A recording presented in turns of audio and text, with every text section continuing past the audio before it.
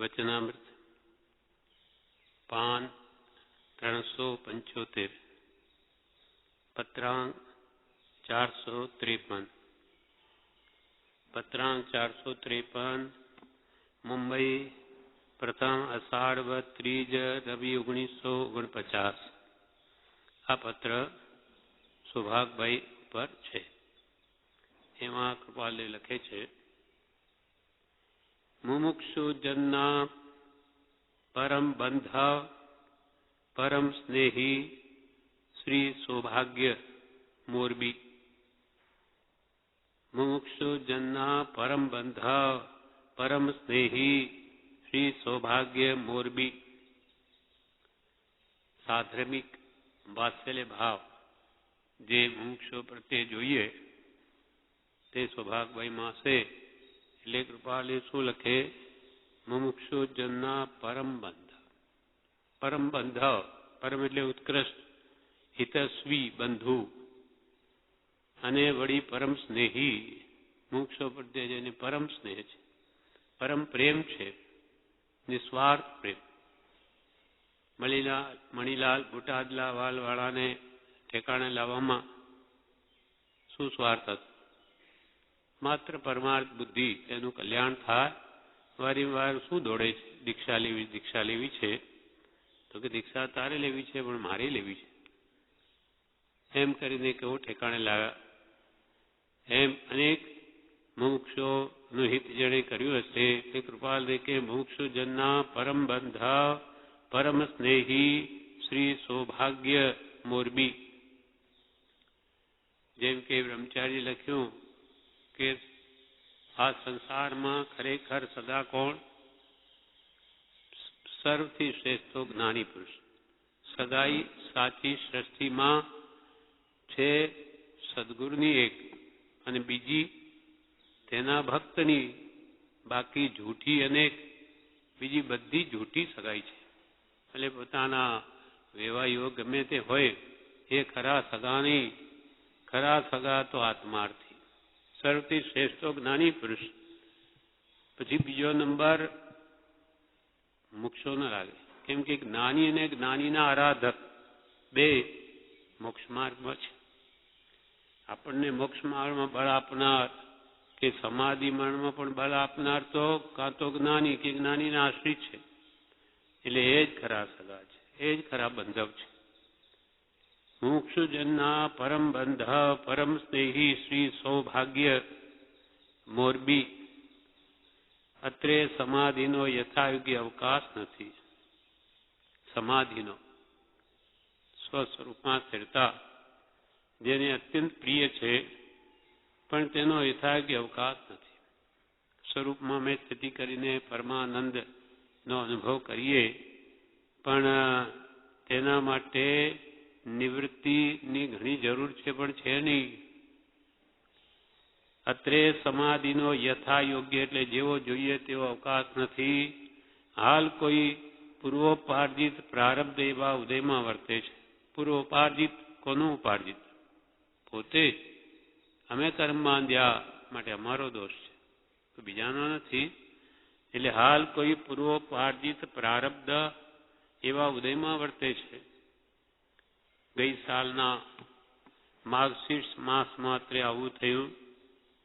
ગઈ સાલના મગસર મહિનામાં અત્રે એટલે મુંબઈ આવવું થયું. ત્યારથી ઉત્તરોત્તર ઉપાધિ યોગ વિશેષાકાર થતો આવ્યો છે. મગસર, પોષ, મા, ફાગણ, ચૈત્ર, વૈશાખ, જેઠ, અષાઢ 8 મહિના થયા. 8 મહિનાથી મુંબઈમાં અમે છીએ. તે ઉપાધિ યોગ દિવસે દિવસે ઉત્તરોત્તર એટલે આગળ વધ્યા જ કરે છે. વધતું એમ જ ચાલ્યું. હવે દિવસે ક્ષણ કાંઈ રે, ક્રમે કરીને તે જશે એમ ભાસે મનમાંય રે. ગઈ સાલના માર્ગશીર્ષ માસમાં અત્રે આવું થયું. ત્યારથી ઉત્તરોત્તર ઉપાધિ યોગ વિશેષાકાર થતો આવ્યો છે, અને ઘણું કરી તે ઉપાધિ યોગ વિશેષ પ્રકારે કરી ઉપયોગથી વેદવો પડ્યો છે. અમુક તો ઉપાધિ ઉપરનું જોઈએ તો ચાલે એવું છે, પણ આ તો એવો ઉપાધિ યોગ છે કે અમને અહીંયા ઉપયોગથી વેદવો પડ્યો છે, એટલે એમાં મન લગાવવું પડ્યું છે. મન લગાડ્યા વગર થાય એવો નથી, એવો ઉપાધિ યોગ છે. કામ એટલા બધા અને પાછા જવાબદાર વ્યક્તિ પોતે, એટલે ઘણું બધું વિચારવું પડે, એટલે મન લગાવવું જ પડે. સામાન્ય રૂટીન કામ થતું હોય તો સામાન્ય ઉપયોગ આપે તો ચાલે, તો એમનું આત્મકલ્યાણ આત્મધ્યાન બધું કરી શકે. પણ જ્યાં કઈ વિશેષાકાર કહ્યું ને, ઉપયોગ ઉપાધિ યોગ વિશેષ આકાર રૂપે થતો આવ્યો છે, અને ઘણું કરી ઉપાધિ યોગ વિશેષ પ્રકારે કરી ઉપયોગથી વેદવો પડે છે. તમારું મન તેમાં લગાવવું પડ્યું છે. નહીં તો જ્ઞાનીઓ શું કે મન ભગવાન પ્રત્યે રાખવું. આપણને શું કહ્યું પ્રભુ શ્રી બ્રહ્મચારીજીએ, હાથથી મોઢેથી કામ કરવું, મોઢાને શું છે, મનને શું છે? મન તો રાખો સત્પુરુષના વચનના વિચારમાં, પણ જ્યાં આવા કામ હોય ત્યાં તો મન પહેલું લગાડવું પડે. અને જવાબદાર વ્યક્તિ માટે તો બહુ ધ્યાન રાખવાની જરૂર છે. તે ઉપાધિઓ વિશેષ પ્રકારે કરી ઉપયોગથી વેદવો પડ્યો છે. હવે આ કાળનું સ્વરૂપ કે છે, આ કાળ સ્વભાવે કરી તીર્થંકરાદિકે દુષ્મ કયો છે. આ કાળ તીર્થંકર આદિમાં પછી ગૌતમ આદિ કે બધા જે કંઈ પણ મહાત્માઓ કહો એ બધા આ કાળને દુષ્મ કયો છે. દુઃખમાં પંચમારો કેવો છે? દુઃખમાં. પછી છઠ્ઠો આરો દુઃખમાં. એટલે આ આરામાં તો સુખ છે જ નહીં.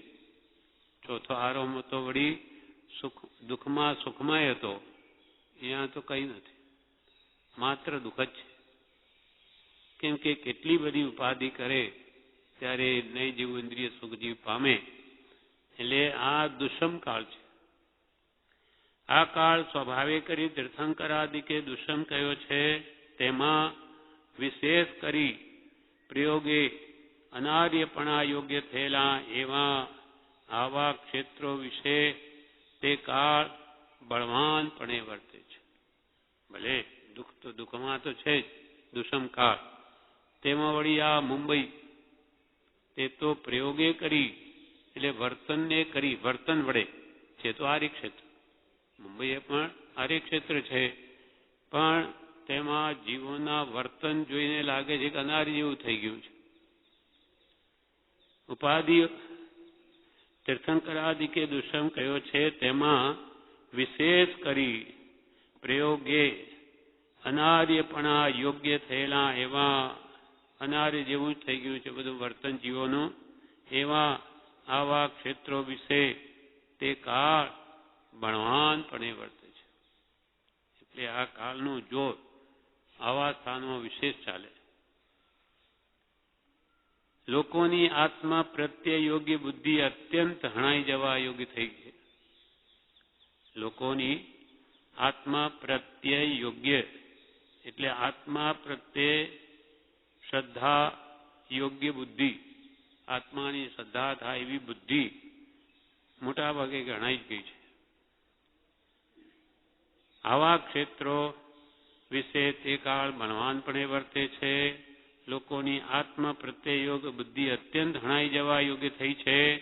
એવા સર્વ પ્રકારના દુષ્મ યોગને વિશે વ્યવહાર કરતા પરમાર્થનું વિસરવું અત્યંત સુલભ છે, અને પરમાર્થનું અવિસરવું અત્યંત દુર્લભ છે. આવા મુંબઈ જેવા કાળમાં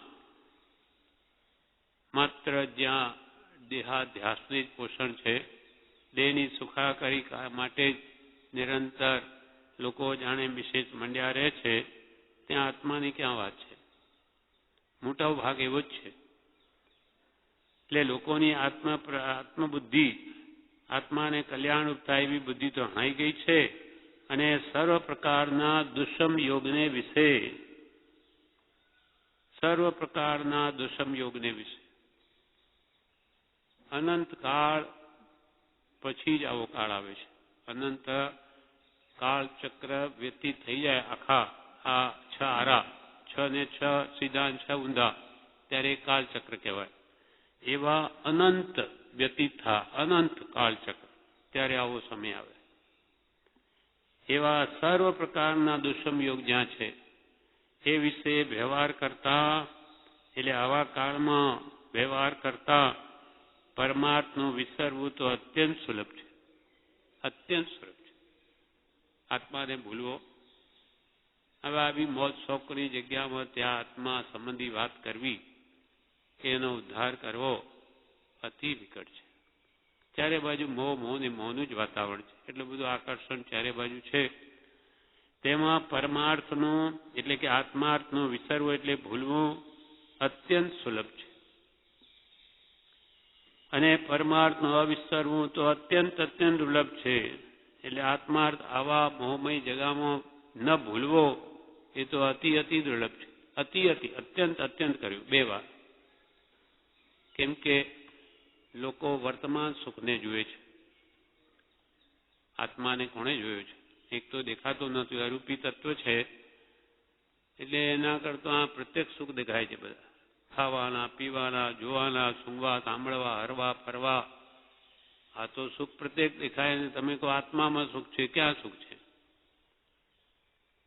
જેમ બિલાડી દૂધ દુહે તો જે દૂધ પીવા જશે મોઢું ઘાલશે, પણ હમણાં પાછળ આવીને કોઈ લાકડી મારશે એ જોતું જ નથી. તે કે ભાઈ આપણે આ એમાં મોંમાં ગરકાવ થઈને 5 ઇન્દ્રિયના વિષયોમાં લુબ્ધ થઈને પડ્યા છીએ, પણ ફળ શું આવશે એ કોઈ વિચાર કરવા માટે એવું કોઈ નિમિત્તે નથી. આજકાલ તો એવા સત્પુરુષો કોઈ છે નહીં કે જે એમને માર્ગદર્શન આપે, અને જીવોની રુચિ પણ નથી હોય તો પણ કેટલાક લાભ લેશે આ કાળમાં. એવો ભયંકર કલિયુગ છે. એટલે આવા કાળમાં પરમાર્થનું વિસરવું અત્યંત સુલભ છે, અત્યંત સુલભ. એકદમ તરત જ આત્માર્થ ભૂલી જાય એવું એટલું બધું આકર્ષણ છે. દેખત ભૂલી, દેખે ને ભૂલે, દેખે ને ભૂલે. હવે એટલો ગમે એટલો અહીંયા આત્મબળ અહીંયાથી લઈને ગયો હોય, ટકે કેટલા દાડા? મોહ વિકાર જીહાતિયારે કાઈ ઉપદિશયા તમ સાસરે પ્રભુજીને વંદીએ રે. ચારે બાજુ મોહ, મોહ ને મોહ. એવા તો પહેરવેશ અને એવી ખાણીપીણી, સિનેમા, નાટક, ટીવી, રેડિયો, વાર્તાલાપ, બધું મોહ, મોહ ને મોહ છે. ત્યાં આત્માર્થની વાત કેટલી ટકે?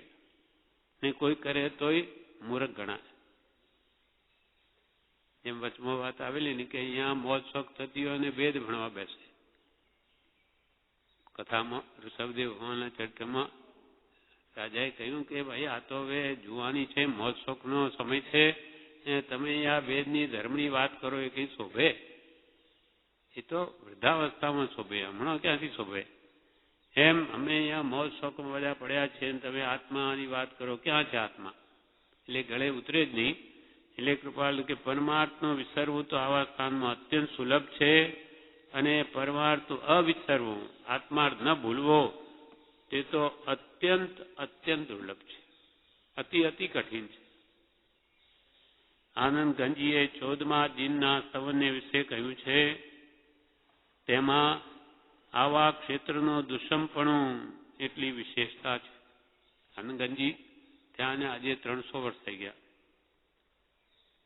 કૃપાલ દેવે 200 વર્ષ પહેલા કહેલું, તો હવે તો 300 થયા.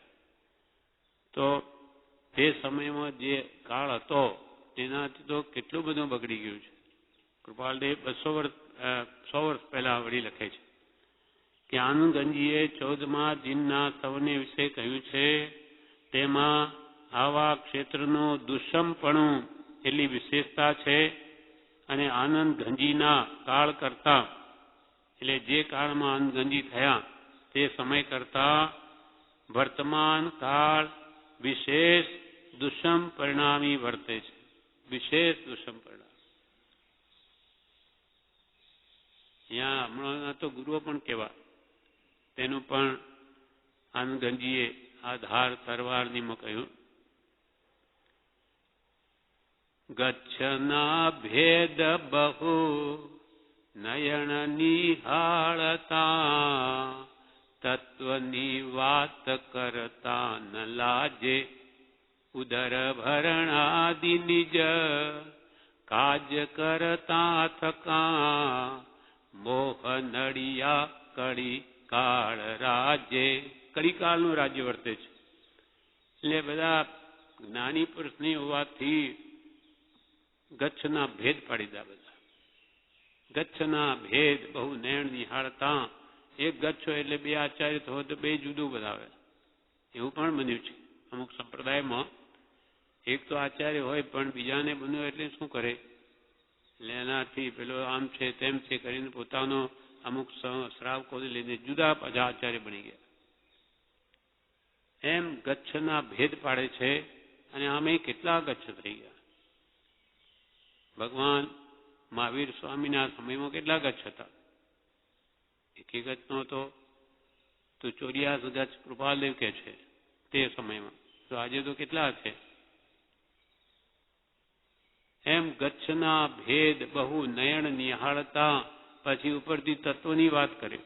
આવા ક્લેશ ઝઘડા ઉભા કરે અને ઉપરથી તત્વ સમજાવે. પોતે સમજ્યા નથી. સમજ્યા હોય તો કેમ કશાય ભાવોના કારણો ઉભા કરે અને એકબીજાને મળવા ન દે. ઉપદેશ છાયામાં કૃપાલદેવે લખ્યું તેમ એકબીજાને મળવા ન દે તો વળી કઈ થોડો ક્લેશ ઓછો થાય અને કઈ મેળ બેસે, પણ મળવા જ ન દે. ગચ્છના ભેદ બહુ નયણ નિહાળતા, તત્વની વાત કરતા ન લાજે. અને કામ શું કરે છે? ઉદર ભરણાદી. ઉદર એટલે પેટ. પેટ ભરવાના કામ કરવા માટે દીક્ષા લીધી છે. ઉદર ભરણાદિ. આદિમાં બધું બીજું સમજી લેવું. ઉદર ભરણાદિ નિજ કાજ કરતા થકા, મોહ નડિયા કલિકાલ રાજે. આ કલિકાલ રાજ્યમાં એ લોકોને આ મોહ નડ્યો છે. મોહને કર્મ આડું આવી ગયું એટલે ભલેને ત્યાગ લીધો છે, મુનિ બન્યા છે, પણ અંતરમાં કાંઈ નથી. હવે આવા જીવોનું જ્યાં રહેવું હોય તે પોતે ન પામ્યા તો બીજાને શું બતાવે, શું પમાડે? એટલે એમનો જ મોહ ન ગયો તો બીજાનું શું કાઢે? આનંદગંજી કહે છે 14મા દિનના તમને વિશે કહ્યું છે તેમાં આવા ક્ષેત્રનો દુષ્મપણું એટલી વિશેષતા છે. અને આનંદગંજીના કાળ કરતા વર્તમાન કાળ વિશેષ દુષ્મ પરિણામી વર્તે છે. હવે એવા સમયમાં કૃપાલે આપણને માર્ગદર્શન આપે. કાળ તો છે, કાળને તો કોઈ બદલી ન શકે. આ વાતાવરણને કોણ બદલી શકે? દિવસે દિવસે બગડવાનું છે. તો આપણે શું કરવું તે હવે કૃપાલદેવ કહે છે કે જો તેમાં આવા સમયમાં તેમાં જો કોઈ આત્મા પ્રત્યયી પુરુષને, આત્મા પ્રત્યયી આત્માનો જેને લક્ષ્ય છે તેને શું કરવું? જો કોઈ આત્મા પ્રત્યયી પુરુષને બચવા યોગી ઉપાય હોય તો તે એકમાત્ર નિરંતર અવિચ્છિન્ન ધારાએ સત્સંગનો ઉપાસવું એ જ જણાય છે. કૃપાલને એક જ ઉપાય જણાય છે કે જો કોઈ મન શુદ્ધિ, ભાવ શુદ્ધિ અને આવા ભયંકર કલિયુગમાં આત્માર્થ કરવો હોય તો એકમાત્ર ઉપાય શું છે? અવિચ્છિન્ન ધારાએ, એટલે કે અખંડપણે નિરંતર સત્સંગનું સેવન યોગ્ય છે. એ પુરુષ બચી શકે આ કાળથી, બીજું કોઈ નહીં બચી શકે. થોડો સમય સત્સંગ કરે ને પછી પાછો એમાં જાય તો એ અસ્થિ સ્થાનવત થઈ જાય, એ ટકે નહીં. એટલે એક ધારું સત્સંગ કર્યા જ કરે તે જીવ બચી શકે આવા કાળમાં. આનંદગંજીના કાળ કરતા વર્તમાન કાળ વિશેષ દુષ્મ પરિણામી વર્તે છે. તેમાં જો કોઈ આત્મ પ્રત્યયી પુરુષને, આત્મકલ્યાણ ઈચ્છુક એવા પુરુષને બચવા યોગ્ય ઉપાય હોય, આવા કાળથી બચવું હોય, બચવા યોગ્ય ઉપાય હોય તો તે એકમાત્ર, બે ત્રણ બી નહીં ક્યાં, એકમાત્ર નિરંતર, પાછું એકમાત્ર નિરંતર લખીને પાછું અવિચ્છિન્ન એટલે અખંડ, નિરંતર એટલે આ વધારે બહાર મૂકવા. ઉપાય તો એકમાત્ર નિરંતર અવિચ્છિન્ન ધારાએ એક ધારું લગાતાર સત્સંગનું ઉપાસવું એ જ જણાય છે. હવે જ્ઞાની પુરુષોની નિર્મળતા છે એમને તો એવું દેખાય છે, અને આપણા જેવા માનતા હોય કંઈ નહીં, એ તો કે જ્ઞાની તો એમ જ કે, પણ જેમ બીજા એક પત્રમાં કૃપાલય કહ્યું ને, કંઈ એ તો હું કહીશ, અને એમ કરતા હું જાગ્રત રહીશ, મને કઈ બાદ નહીં આવે. એમ જીવ ભ્રાંત દશાએ દોષની સેવેચિક પ્રવૃત્તિ કરે છે એટલે દોષ વધે છે, ઘટતો નથી, અને એમાં એ જીવન આખું બરબાદ થઈ જાય છે. હવે આ કૃપાલય કાળનું સ્વરૂપ કહ્યું. હવે પોતાની દશા કે છે. પ્રાય સર્વ કામના પ્રત્યે ઉદાસીનપણું છે. મુંબઈમાં રહે છે પોતે કૃપાલય, એટલે પોતાની દશા વર્ણવે છે કે અમને આ માંડ માંડ તરવા દે છે. આ મોહ અથવા આ કાળ, એમાં સામાન્ય મનુષ્યનું કામ નથી કે આવા મોહમય નગરીમાં રહીને મોહને જીતી શકે. પ્રાય સર્વ કામના પ્રત્યે ઉદાસીન પણ છે. પ્રાય મોટા ભાગે કૃપાલ કે એમને તો સર્વ ઈચ્છાઓ પ્રત્યે ઉદાસીન એટલે વૈરાગ્ય ભાવ છે. અમને કોઈ ઈચ્છા નથી, કોઈ જાતની સાંસારિક. પ્રાય સર્વ કામના પ્રત્યે ઉદાસીન પણ છે. એવા અમને પણ કૃપાલ કે અમને કોઈ પણ પ્રકારની સાંસારિક ઈચ્છા નથી. એવા અમને પણ આ સર્વ વ્યવહાર અને કાળાદી ગળકા ખાતા ખાતા આ સંસાર સમુદ્ર માંડ તરવા દે છે. ત્યાં આપણા જીવનનું શું બળ ચાલે? આપણે તો ડૂબી જ મરીએ. એમાં બે મત નથી કે કૃપાલદેવ પણ મુંબઈમાં રહ્યા, મોહથી અલગ રહ્યા, તો આપણે કરી શકીએ, ન કરી શકીએ એવું નથી. પેલા સુલીભદ્ર રહ્યા ને વેશ્યાને ત્યાં, એ બીજા મુનિઓ અમે રહી શકીએ. એ અમને કેમ દુષ્કર કહી દીધું, ગુરુએ શું અમે નથી કરી શકતા? અમને પણ આજ્ઞા આપો, અમે પણ વેશ્યા ત્યાં રહીએ. ગુરુ શું બોલે? મૌન રહ્યા. મૌનમ સંમતિ લક્ષમ જાણીને ગયો. પહેલે જ દિવસે બધા ભાવ ફરી ગયા. તો પેલી જે શ્રાવક ધર્મ પામી ગયેલી કોષા વેચ્યા એટલે કંઈ ચાલ્યું નહીં, પણ આ પહેલે જ દિવસે પેલા 4 મહિના રહ્યા છે. એમ બધાનું કંઈ ગજું નથી કે આવું કરી શકે. એટલે થોડી ભદ્રની કથા, શોભા, પ્રશંસા 84-24 સુધી થશે. 84-24 સુધી એવો કોઈ નહીં થાય બીજો. એવો પણ આ અહંકાર આવી ગયો એમને. જ્ઞાનનું અજીર્ણ થઈ ગયું. જે બ્રહ્મચર્યમાં એટલા અડગ, પણ જ્ઞાનથી પડી ગયા અને રિદ્ધિ સિદ્ધિ બતાવવાનો ભાવ થઈ ગયો બહેનોને.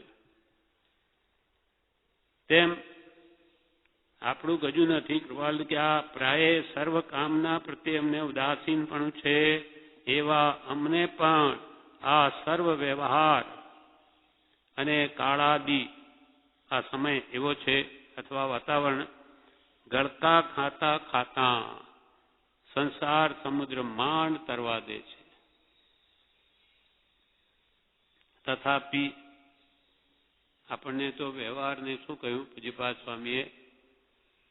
વ્યવહાર સૂતો મૂકે તે જાગે આત્મકાર્યમાં, ચિંતવે વ્યવહારો જે તે ઊંઘે આત્મકાર્યમાં. લોકોને સારું લાગવું જોઈએ.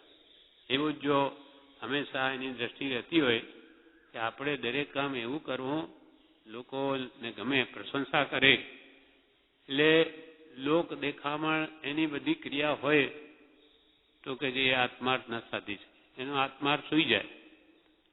પણ જે આત્માને મુખ્ય કરીને લૌકિક વ્યવહારને ગૌણ કરી દે, સારું દેખાય કે ન દેખાય, મારે એના માટે મારો મનીષ ભાવ નથી.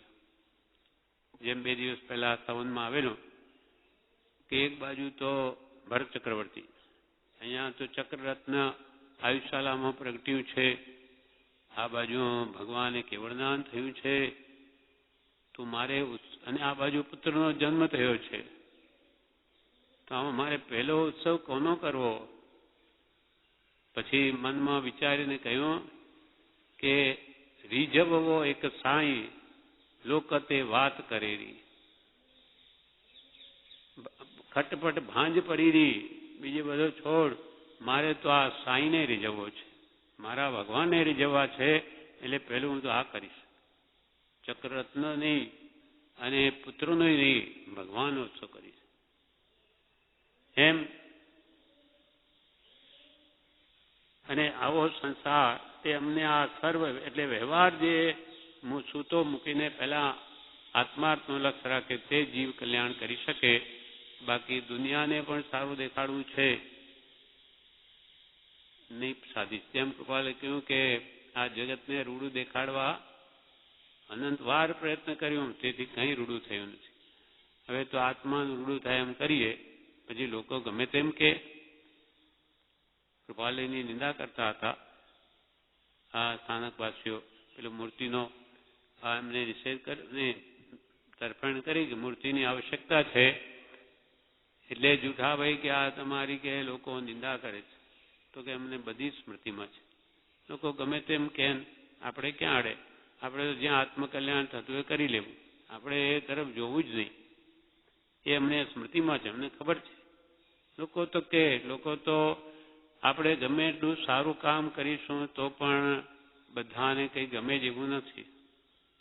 હવે ભગવાન મહાવીર પરમ નિર્દોષ પુરુષ છે, એણે શું બગાડ્યું છે કોઈનું? તો એના સમયમાં 363 પાખંડીઓ એમના વિરોધી મત ચલાવે. એ દુનિયા તો સદા એવી જ છે, દુનિયા એટલે બે ન્યાવ છે ત્યાં, ને ગમે એટલું સારું કરે તેને પણ ખરાબ કહેનાર તો મળશે જ. એમ સર્વ પ્રકારે અમને તો ઉદાસીનતા છે, એવા અમને પણ આ સર્વ વ્યવહાર અને કાળાની ગળકાં ખાતા ખાતા સંસાર સમુદ્ર માંડ તરવા દે છે.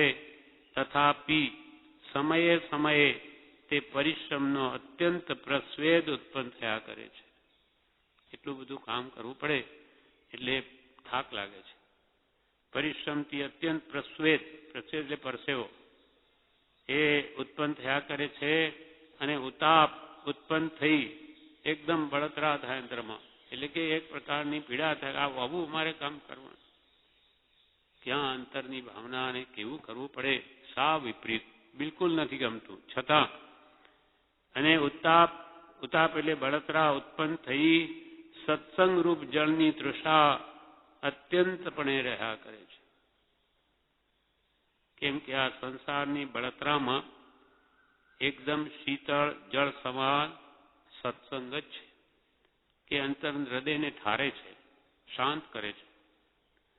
એટલે કૃપાલ કે સંસાર સમુદ્ર માંડ કરવા દે છે, તથાપિ સમયે સમયે તે પરિશ્રમનો અત્યંત પ્રસ્વેદ ઉત્પન્ન થયા કરે છે, અને ઉતાપ ઉત્પન્ન થઈ સત્સંગ રૂપ જળની તૃષા અત્યંતપણે રહ્યા કરે છે, અને એ જ દુઃખ લાગ્યા કરે છે. સત્સંગ મળતો નથી, ઘણી ઈચ્છા છે, પણ શું કરીએ? અમારો એવો આ પ્રબળ ઉદય છે, એટલે અમે સત્સંગ કરી શકતા નથી, અને આ ઉપાધિને જ વેઠવી પડે છે. એમને મન તો આ સંસાર ઝેરરૂપ છે. કોઈ કે આટલું બધું ઝેરરૂપ લાગે તો કેમ છોડી નથી દેતા? તે પણ નીચે આવે છે, અમે છોડી દઈએ, પણ એવા 2-3 કામો એવા છે કે જે કર્યા વગર છૂટકો જ નથી. અમને કરવા જ પડશે તો જ અમે એનાથી છૂટી શકીશું, એવું એમને તો બધું સ્પષ્ટ દેખાય છે. એક શાસ્ત્રમાં કહ્યું છે, આ સંસાર કેવો છે? વિષનું ઝાડ છે, ઝેરી ઝાડ. તેના ફળો બધા ઝેરી જ છે, પણ તેમાં 2 ફળ અમૃત જેવા છે. સંસાર વિષવૃક્ષસ્ય દ્વે ફલે અમૃત ઓપમે સુભાષિત રસ સ્વાદ સંગતિ સુજને જને સંસાર રૂપી વિષ વૃક્ષ સંસાર રૂપી ઝેરી ઝાડને દ્વે ફલે અમૃતોપમે બે ફળ એના આવા છે કે જેને અમૃતની ઉપમા આપી શકાય. તે કયા કયા? સંસાર વિષ વૃક્ષસ્ય દ્વે ફલે અમૃત ઓપમે સુભાષિત સુભાષિત રસસ્વાદ સંગતિ સુજને જને. સુભાષિતનો રસાસ્વાદ લેણો એટલે કે જ્ઞાની પુરુષની ભક્તિ અથવા પદો છે એ સજ્જન સુભાષિત છે. સુભાષિત કાવ્યો બધા ઉત્તમ કાવ્યોનો રસ એ આત્માને ઠારે છે, શાંત કરે છે. આ બધા કૃપાલીનો કાવ્યો વગેરે સુભાષિત કહેવાય. એનો રસાસ્વાદ એક તો આ ફળ છે સારું, અને બીજું સંગતિ સુજને જને સજ્જન પુરુષોની સાથે સત્સંગતિ એટલે કે જ્ઞાની પુરુષનો સમાગમ. આ બે સિવાય બધું જ ઝેરી ઝાડ છે.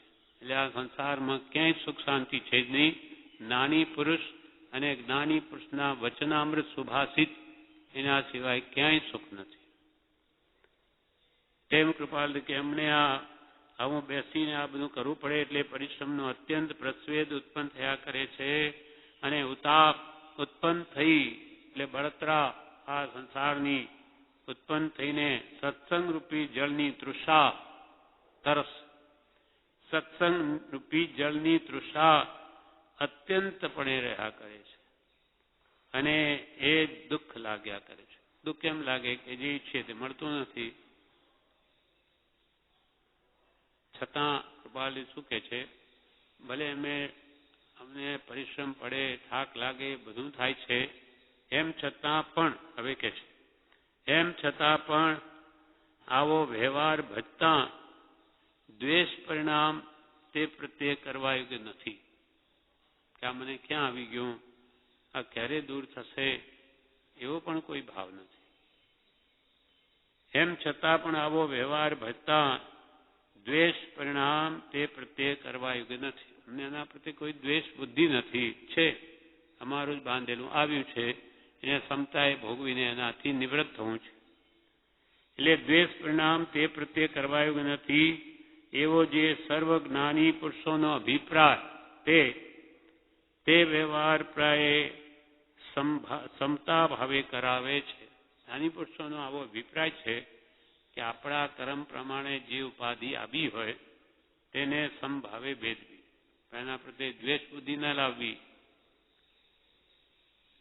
એમ છતાં પણ આવો વ્યવહાર ભજતા દ્વેષ પરિણામ એટલે ભાવ, દ્વેષ ભાવ તે પ્રત્યે કરવા યોગ્ય નથી એવો જે સર્વ જ્ઞાની પુરુષોનો અભિપ્રાય તે વ્યવહાર પ્રાય સમતાપણે કરાવે છે. માટે આવો વ્યવહાર કરતા પણ એને સમભાવે વેદીએ છે. આત્મા તેને વિશે જાણે કંઈ કરતો નથી એમ લાગ્યા કરે છે. અંદરથી સાવ જુદા કહે, બહારથી બધું કરે, અંદરથી તો કે અમે કંઈ કરતા જ નથી. આત્મા તેને વિશે જાણે કંઈ કરતો નથી એમ લાગ્યા કરે છે.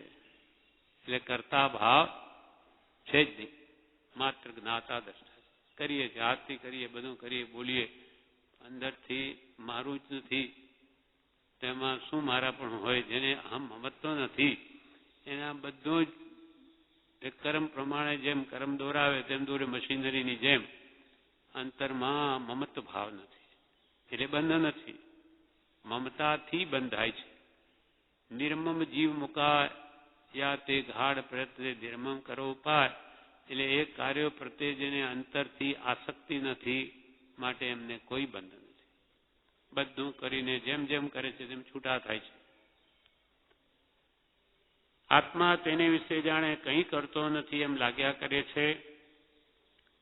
આ જે ઉપાધિ ઉદયવર્તી છે, ઉદયમાં આવેલી આ મારી આ ઉપાધિ છે, આ જે ઉપાધિ ઉદયવર્તી છે તે સર્વ પ્રકારે કષ્ટરૂપ છે એમ પણ વિચારતા લાગતું નથી. આટલી બધી અમને ઉપાધિ છે ને, એટલે કે આ બધું અમને ક્યાં દુઃખ આવ્યું એ પણ અમને કંઈ લાગતું નથી. અમને દુઃખ લાગતું જ નથી. એ જ ઉપાધિ એમને હવે કે છે અમને સુખરૂપ લાગે છે. અપેક્ષા એ વાત કરે છે. આ જે ઉપાધિ ઉદયવર્તી છે તે સર્વ પ્રકારે કષ્ટરૂપ છે એમ પણ વિચારતા લાગતું નથી. કેમ? કારણ કે છે પૂર્વોપાર્જિત પ્રારબ્ધ જે વડે શાંત થાય છે, શાંત એટલે નિવૃત્ત થાય છે, તે ઉપાધિ પરિણામે આત્મા પ્રત્યય કહેવા યોગી છે. આટલા કર્મો ઉદયમાં આવીને ભોગવાઈને નિવૃત્ત થઈએ છીએ, એટલા કર્મભાર અમારો ઓછો થાય તો એ ઉપાધિ નો પરિણામ શું? આત્મા પ્રત્યય કહેવા યોગી છે. આત્માને હિતકારી જ કહેવા યોગી છે. એટલે કે જેટલા વિપરીત સંજોગો એટલે કે દુઃખ આવે જ્ઞાનીઓ તો મને કેમ ભલું માને, સારું થયું કે અમારે બધા બળવાન કર્મની નિર્જરા થઈ જશે. જેમ કોઈની પ્રત્યે આપણી દેણદારી હોય, હવે એમાંથી લેવા આવી જ ગયો તો સજ્જન હોય તો શું વિચારે? સારું થયું ભાઈ લઈ જાઓ. એટલે એટલું બહાર તો ઓછું થયું આપણે. તેમ નાની પુરુષો તો કે જાણે એટલી ઉપાધિ આવી, પોતે તો સંભાવમાં રહી શકે. એટલે એ બધા જ એ દળિયા એ કર્મના ઉદયમાં આવીને ખરી જાય છે. એટલે એમને તો સારું માને છે. આ પરિગ્રહમાં એમ કહ્યું, આ જે ઉપાધિ ઉદયવર્તી છે અમને, તે સર્વ પ્રકારે કષ્ટરૂપ છે એમ પણ વિચારતા લાગતું નથી. કેમ કે ઉદય ભોગવે સમકીધી પણ કરે ન નૂતન બંધ મહિમા જ્ઞાન વૈરાગ્ય. જ્ઞાન અને વૈરાગ્ય જાગ્રત હોવાથી ભલે ને ઉદય ભોગવે છે પણ નવીન બંધ નૂતન બંધ કરતા જ નથી. એ મહિમા જ્ઞાન અને વૈરાગ્યની છે, જ્ઞાન પ્રાપ્તિ છે. માટે વિરક્ત ભાવ હોવાથી એમને નવીન બંધ જ નથી. પૂર્વોપાર્જિત પ્રારબ્ધ જે વડે શાંત થાય છે એ અમને કષ્ટરૂપ કેમ નથી લાગતું? કે પૂર્વે ઉપાર્જન કરેલું પ્રારબ્ધ જે વડે શાંત થાય છે, નિવૃત્ત થાય છે, તે ઉપાધિ પરિણામે આત્મા પ્રત્યયી કહેવા યોગી છે. આત્માને હિતકારી કલ્યાણકારી કહેવા યોગી છે. તો પછી એમને ત્યાં દ્વેષ પરિણામ કેમ આવે? આપણા જેવા કંટાળી જાય. આટલું શું, ચારે બાજુ કેટલી બધી મને ઉપાધિ છે, એટલે આપણને ત્રાસ થઈ જાય. ત્યારે એ બધું જ કરે છે પણ અમારો ઉદય છે, ક્ષમતાએ ભોગવીને નિવૃત્ત થઈ જાઓ. કેમ કે કોઈ પ્રત્યે કે દુનિયા લેવા માટે કરતી હશે, અમે બધું દેવા માટે કરીએ છીએ. વાલે એક પત્રમાં લખ્યું છે કે દુનિયાની જીવોની પ્રવૃત્તિ શા માટે મેળવવા? તે લેવા માટે. અમારી આ પ્રવૃત્તિ દેવા માટે છે. પછી રેવા શંકરભાઈનું દેણું કે રવજીભાઈનું દેણું, જેનું જે પ્રકારે જે દેણ છે દેણદારી બતાવીએ છે. મનમાં એમને એમ રહ્યા કરે છે. પાછું મનમાં કેવું છે, આ ભોગવીએ છે ક્ષમતાએ, પણ મનમાં એમને એમ રહ્યા કરે છે કે અલ્પકાળમાં આ ઉપાધિ યોગ મટી બાહ્યાભ્યંતર નિર્ગ્રંથતા પ્રાપ્ત થાય તો વધારે યોગી છે. મનમાં તો એમ રહ્યા કરે કે અલ્પકાળમાં આ બધી ઉપાધિ યોગ મટી જાય અને બાહ્યાભ્યંતર નિર્ગ્રંથતા પ્રાપ્ત થાય. બાહ્ય ને અભ્યંતર ત્યારે થઈશું બાહ્ય અંતર નિર્ગ્રંથ. નિર્ગ્રંથ એટલે મુનિ બાહ્ય પરિગ્રહ છોડી અંતરંગ કષાયોને બધાને કાઢી નાખી અને અમે એવા નિર્ગ્રંથ ક્યારે થઈશું? અપૂર્વ અવસર એવો ક્યારે આવશે? એમના અંતરમાં એ તો ભાવના છે જ. મનમાં એમને એમ રહ્યા કરે છે કે અલ્પકાળમાં ઉપાધિ યોગ મટી બાહ્યાભ્યંતર નિર્ગ્રંથતા પ્રાપ્ત થાય તો વધારે યોગી છે. તથાપિ તે વાત અલ્પકાળમાં બને એવું સૂચતું નથી. પણ અલ્પકાળમાં કે મારું આ ઉપાધિ પૂરી થઈ જશે એવું અમને લાગતું નથી. અને જ્યાં સુધી તેમ ન થાય ત્યાં સુધી તે ચિંતના મટવી સંભવતી નથી. અમને જે ભાવના છે ચિંતના એટલે જે મુનિપણાની, એ જ્યાં સુધી આ બધું મટી જઈને મુનિપણું પ્રાપ્ત ન થાય ત્યાં સુધી એ ચિંતના પણ મટવાની નથી. અંતરંગ ભાવના જે આપણને કરાવી છે અપૂર્વસરમાં.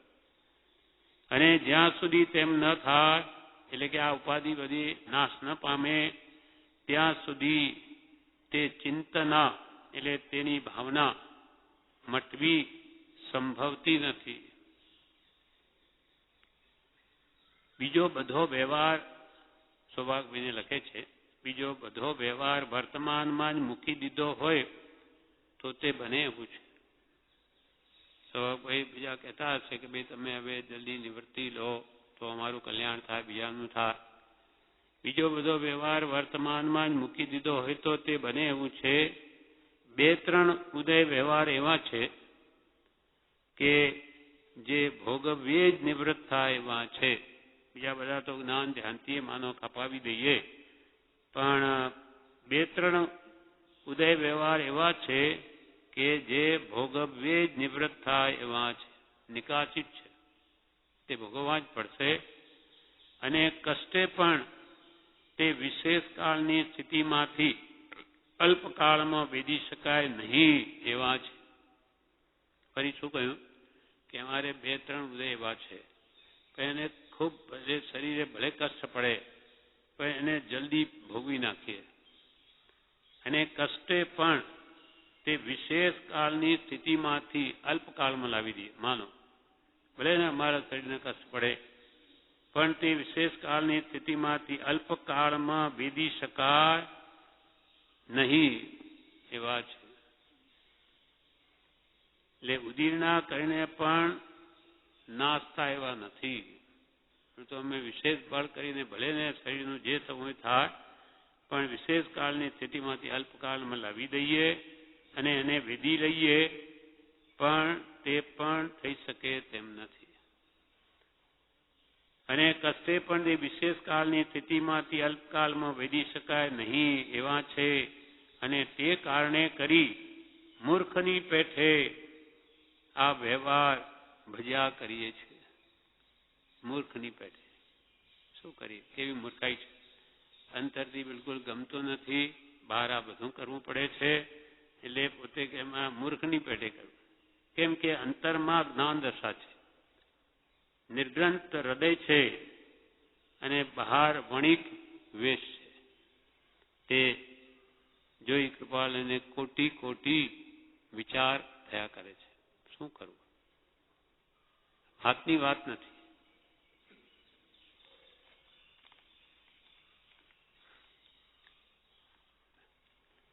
હવે આગળ કે છે, આ કાળ કેવો છે? કોઈ દ્રવ્યમાં એટલે વસ્તુ, કોઈ દ્રવ્યમાં, કોઈ ક્ષેત્રમાં, કોઈ કાળમાં, કોઈ ભાવમાં સ્થિતિ થાય એવો પ્રસંગ જાણે ક્યાંય દેખાતો નથી. એવી કોઈ જગ્યા કે એવો કોઈ એવી વસ્તુ કે એવો કોઈ સમય કે એવો કોઈ ભાવ એમાં આત્માને સ્થિત કરીએ એવું કોઈ વર્તમાનમાં તો દેખાતું નથી. દ્રવ્ય ક્ષેત્ર કાળ ભાવ કોઈ સુખરૂપ નથી આ કાળના. કેવળ સર્વ પ્રકારનું તેમાંથી અપ્રતિબદ્ધપણું જ યોગી છે.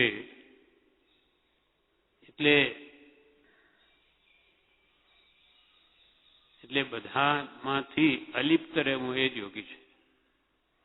કેવળ સર્વ પ્રકારનું તેમાંથી અપ્રતિબદ્ધપણું જ યોગી છે. તથાપિ નિવૃત્તિ ક્ષેત્ર અને નિવૃત્તિ કાળને, સત્સંગને અને આત્મવિચારને વિશે અમને પ્રતિબદ્ધ રુચિ રહે છે.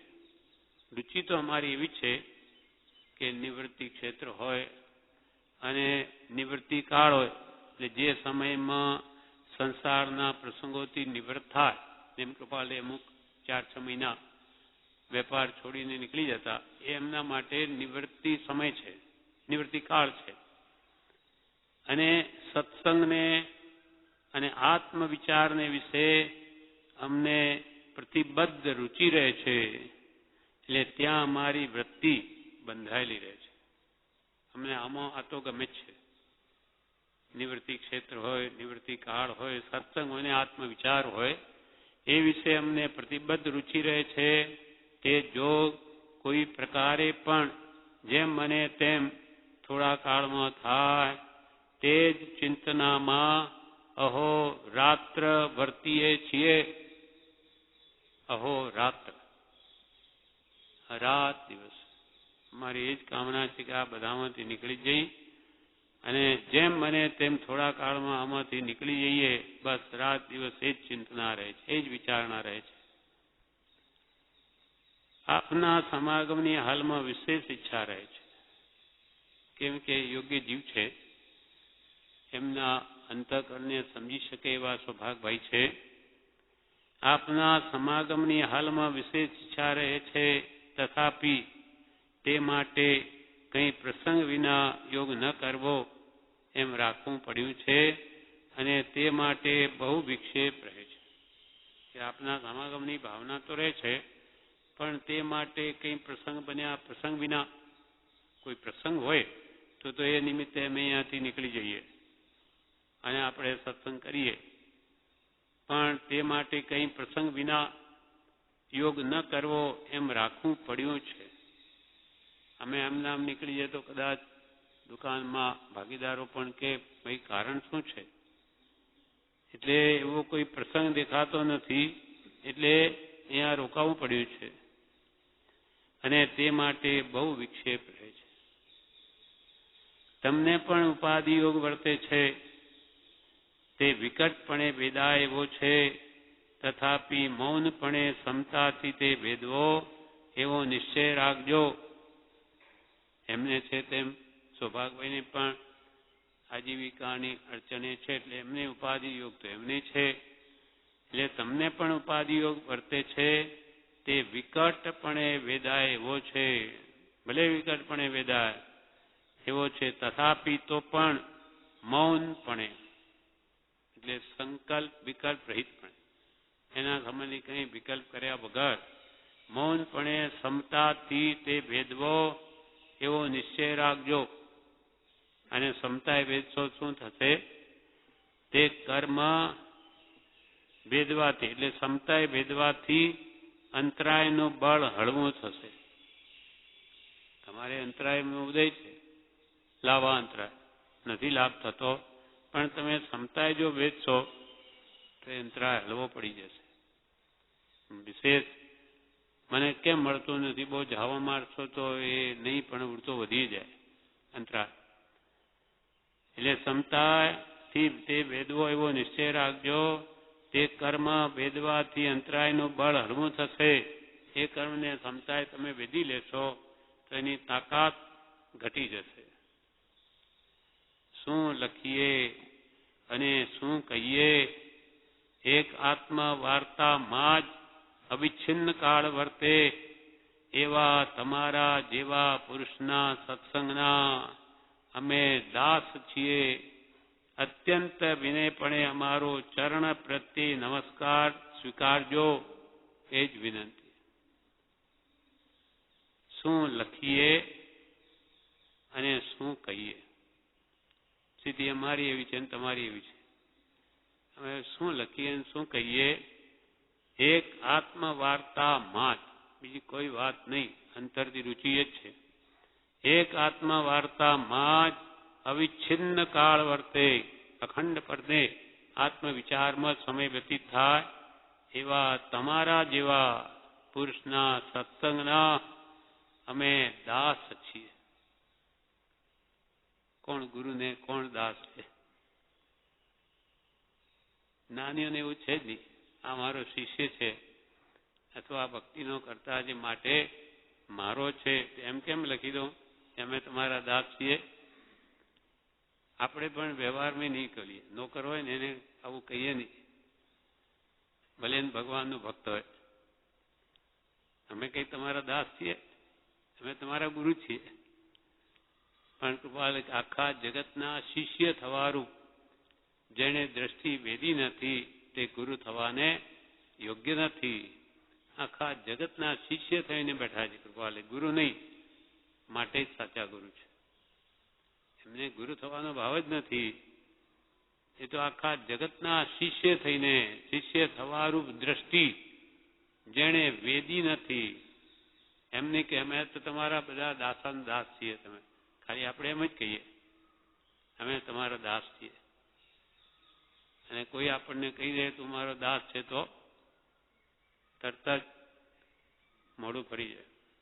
તો કે તમે જ કહ્યું ને દાસ, એ તો કહેવાય પણ કે હું તારો નોકર છું એમ તરત જ ભાવ બદલાઈ જાય. જ્યારે દ્રષ્ટિ વેદી નથી, વેદનમાં એવું છે ખરેખર કે હું તો શું છું. એટલે કેટલી બધી લઘુતા હશે આપણી કલ્પનાની બહાર છે. અને આ જ વાત પાછું સૌભાગભાઈને 824 પેજ ઉપર તો શું લખે, જે બધાને નમસ્કાર કરે છે તેમ સૌભાગભાઈને નમસ્કાર કરે છે. પહેલા સમ્યક દર્શનને કર્યા કે હે સર્વોત્કૃષ્ટ સુખના હેતુભૂત સમ્યક દર્શન, તને અત્યંત ભક્તિથી નમસ્કાર હો. આ અનાદિ અનંત સંસારમાં અનંત અનંત જીવો તારા આશ્રય વિના અનંત અનંત દુઃખને અનુભવે છે. તારા આશ્રય સમ્યક દર્શન વિના તારા પરમ અનુગ્રહથી સ્વસ્વરૂપમાં રુચિ થઈ, પરમ વિતરાગ સ્વભાવ પ્રત્યે પરમ નિશ્ચય આવ્યો, કૃત્ય થવાનો માર્ગ ગ્રહણ થયો. હે જીન વિતરાગ, તમને અત્યંત ભક્તિથી નમસ્કાર કરું છું. તમે આ પામર પ્રત્યે અનંત અનંત ઉપકાર કર્યો છે. જીન વિતરાગને નમસ્કાર કર્યા. હવે કુંદકુંદાચાર્ય, હે કુંદકુંદાદિ આચાર્યો, તમારા વચનો પણ સ્વરૂપાનુસંધાનને વિશે આ પામરને પરમ ઉપકારભૂત થયા છે. તે માટે હું તમને અતિશય ભક્તિથી નમસ્કાર કરું છું. કોને પરમ ઉપકારભૂત થયા છે? આ પામરને. આ પામર સુપાલી પોતાને કે આ પામરને ઉપકારભૂત થયા છે આપના વચનો, તે માટે હું તમને અતિશય ભક્તિથી નમસ્કાર કરું છું. હવે સૌભાગભાઈ છેલ્લા, હે શ્રી સૌભાગ, તારા સમાગમના અનુગ્રહથી, તારા સત્સંગથી, તારા સમાગમના અનુગ્રહ એટલે કૃપાથી, તારા સત્સમાગમના અનુગ્રહથી આત્મદશાનું સ્મરણ થયું. તે અર્થે તને નમસ્કાર. પહેલા જ્યારે સૌભાગભાઈ મળવા આવે છે એટલે બીજ જ્ઞાન આપવા, ત્યારે તે વખતે એમણે નમસ્કાર કર્યા છે સૌભાગભાઈને. એમની આત્મદશા એકદમ સ્વરૂપમાં લીનતા થઈ ગઈ. એ કારણથી કે છે બીજાથી પણ એમ કે છે કે તારા સત્સમાગમના અનુગ્રહથી આત્મદશાનું સ્મરણ થયું. તે અર્થે તને નમસ્કાર. જેમ પ્રભુશ્રીને પણ નહીં, પ્રભુશ્રીને તો કેવા નમસ્કાર. ત્યાં તો આપણને એકદમ એવી શંકા થઈ જાય કે આ પ્રભુશ્રી છે ને કૃપાલદેવના ગુરુ છે. હવે આપણે કૃપાલદેવને કહીએ, કૃપાલદેવ કહીએ કે પરમ કૃપાલદેવ કહીએ. જ્યારે કૃપાલદેવ પ્રભુશ્રીને કહે શું કે કૃપાળુ નહીં, પરમ કૃપાળુ, મુનિની મુનિ વર્યના ચરણમાં ચરણ કમલમાં ભક્તિથી જ નહીં પરમ ભક્તિથી નમસ્કાર જ નહીં સવિનય નમસ્કાર પ્રાપ્ત થાય. એકલા પ્રભુશ્રી ઉપર આ લખ્યું છે. પછી પેલો 875મો પત્ર, અહો શ્રી સત્પુરુષ કે વચનામૃત મુદ્રાન સત્સમાગમ, એ આખો પત્ર જે આપણે દરેક ભક્તિમાં બોલીએ છીએ. પછી રત્નરાજ સ્વામીએ એને કાવ્યમાં ભણ્યું છે, બાકી પત્ર પ્રભુશ્રી ઉપરનો જ છે. એટલે આ મહાપુરુષોમાં માનનો અંશ નથી. આ પ્રગટ શું જણાય આપણને કે જેને હું મોટો છું એવું માન જ નથી, અન્નમાં અંશ નથી. એટલે એ જ્યાં જ્યાં ગુણ જોઈએ ત્યાં નમી પડે છે. જુઠાભાઈના કેટલા ગુણગાન કર્યા છે. સત્યાભિલાષી ઉજમસી, સત્યાભિલાષી, સત્યનો અભિલાષી. અને એમને કે મહા મોટા મુનિઓ દુર્લભ એવું જે મરણ કર્યું છે. આવા જ્યાં જ્યાં ગુણ જોઈએ ત્યાં કૃપાલે નમી પડે છે. એટલે અહીંયા કે શું લખીએ ને શું કહીએ. એક આત્મવાર્તા માં જ અવિચ્છિન્ન કાળ વર્તે આત્મામાં જ આત્માની વાતોમાં જ અવિચ્છિન્ન ચર્ચામાં કાળ વર્તે એવા તમારા જેવા પુરુષના સત્સંગના અમે દાસ છીએ. અત્યંત વિનય પડે, પાછો વિનય નહીં, અત્યંત વિનય પડે. જ્ઞાની પુરુષો એક શબ્દ બી લખે ને એ કારણ વગર નહીં લખે. અત્યંત વિનયપણે અમારો ચરણ પ્રત્યે, તમારા ચરણ પ્રત્યે નમસ્કાર સ્વીકારજો, એ જ વિનંતી. એટલું જ નહીં, છેલ્લું શું લખે છે? દાસાનું દાસ રાયચંદના પ્રણામ વાંચજો. તમારો દાસનોય દાસ એવા રાયચંદના પ્રણામ વાંચજો. તે કેટલો વિનય ભાવ છે. અલ્પ પણ કોઈ લાભ થયો હોય કોઈથી તો આટલો મોટો પહાડ જેવો કરે, બીજાના અલ્પ ગુણને તો કરે પહાડ જેવો, અને પોતાના અલ્પ દોષને પહાડ જેવો કરે. આ મહાત્માઓની રીત છે, તો જ પેલો દોષ પણ ભાગી જાય. દાસાનું દાસ રાયચંદના પ્રણામ વાંચજો. આ પ્રમાણે આ પત્ર પૂરો થયો. એનું આખું વિવેચન છે જે આપણે આવતીકાલે. વચનામૃત પત્રાંક 453, પાનું 375, મુંબઈ, પ્રથમ અષાઢ ત્રીજ રવિ 1949. પત્ર સૌભાગભાઈ ઉપર છે. મુમુક્ષુજનના પરમ બંધવ પરમ સ્નેહી શ્રી સૌભાગ્ય મોરબી. અત્રે સમાધિનો યથા યોગ્ય અવકાશ નથી. હાલ કોઈ પૂર્વોપાર્જિત પ્રારબ્ધ એવા ઉદયમાં વર્તે છે.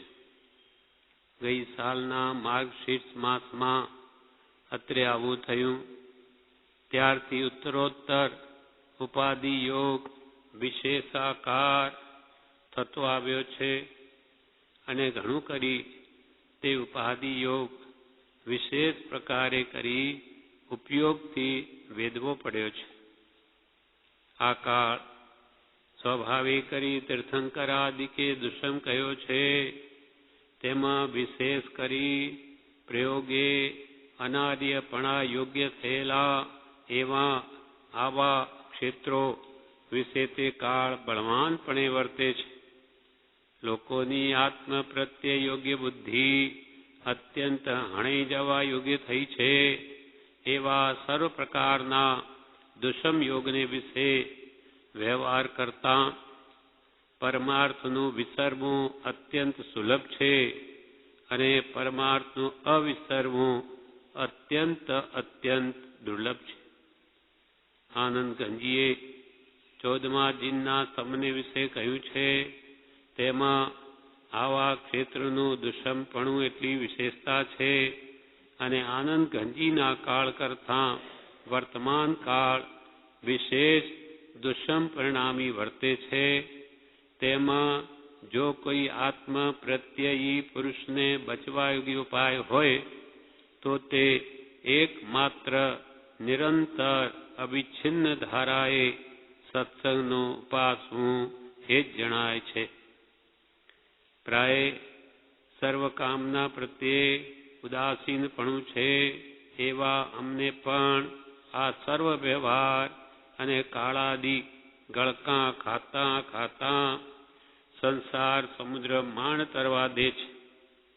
તથાપિ સમયે તે પરિશ્રમનો અત્યંત પ્રસ્વેદ ઉત્પન્ન થયા કરે છે, અને ઉતાપ ઉત્પન્ન થઈ સત્સંગરૂપ જળની તૃષા અત્યંતપણે રહ્યા કરે છે, અને એ જ દુઃખ લાગ્યા કરે છે.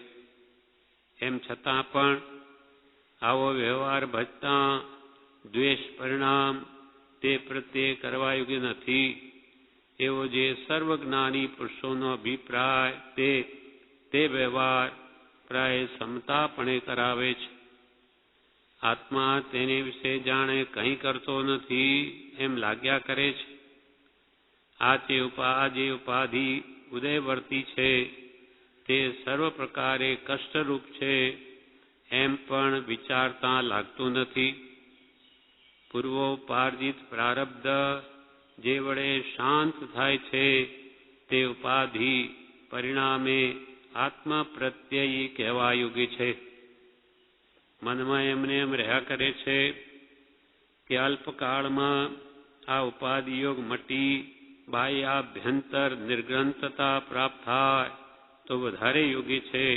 તથાપિ તે વાત અલ્પકાળમાં બધે એવું સૂચતું નથી અને જ્યાં સુધી તેમ ન થાય ત્યાં સુધી તે ચિંતના મટવી સંભવતી નથી. બીજો બધો વ્યવહાર વર્તમાનમાં જ મૂકી દીધો હોય તો તે બને એવું છે. 2-3 ઉદય વ્યવહાર એવા છે કે જે ભોગવ્યે જ નિવૃત્ત થાય એવા છે અને કષ્ટે પણ તે વિશેષ કાળની સ્થિતિમાંથી અલ્પકાળમાં ભેદી શકાય નહીં એવા છે અને તે કારણે કરી મૂર્ખની પેઠે આ વ્યવહાર ભજ્યા કરીએ છીએ. કોઈ દ્રવ્યમાં, કોઈ ક્ષેત્રમાં, કોઈ કાળમાં, કોઈ ભાવમાં સ્થિતિ થાય એવો પ્રસંગ જાણે ક્યાંય દેખાતો નથી. કેવળ સર્વ પ્રકારનું તેમાંથી અપ્રતિબદ્ધપણું જ યોગી છે. તથાપિ નિવૃત્તિ ક્ષેત્ર અને નિવૃત્તિ કાળને, સત્સંગને અને આત્મવિચારને વિશે અમને પ્રતિબદ્ધ રુચિ રહે છે. તે જો કોઈ પ્રકારે પણ જેમ બને તેમ થોડા કાળમાં થાય તે જ ચિંતનામાં અહોરાત્ર વર્તીએ છીએ. આપના સમાગમની હાલમાં વિશેષ ઈચ્છા રહે છે. તથાપિ તે માટે કંઈ પ્રસંગ વિના યોગ ન કરવો એમ રાખવું પડ્યું છે અને તે માટે બહુ વિક્ષેપ રહે છે. તમને પણ ઉપાધિ યોગ વર્તે છે તે વિકટપણે વેદાય એવો છે. તથાપિ મૌનપણે સમતાથી તે ભેદવો એવો નિશ્ચય રાખજો. તે કર્મ ભેદવાથી અંતરાયનું બળ હળવું થશે. શું કહીએ અને શું લખીએ અને શું કહીએ એક આત્મવાર્તામાં જ અવિચ્છિન્ન કાળ વર્તે એવા તમારા જેવા પુરુષના સત્સંગના અમે દાસ છીએ.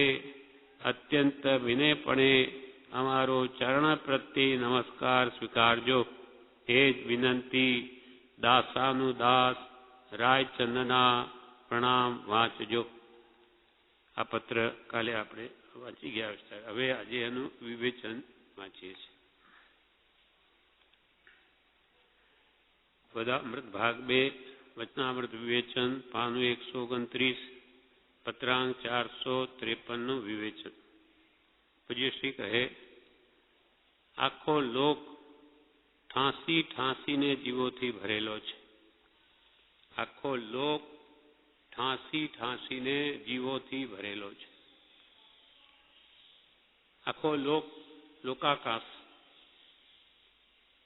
343 ઘન રજ્જુ પ્રમાણ આખો લોક છે. કેટલો મોટો, કેટલો એનું માપ છે.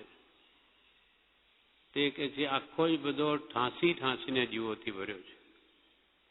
હવે અહીંયા પણ બધા જીવો ભરેલા છે.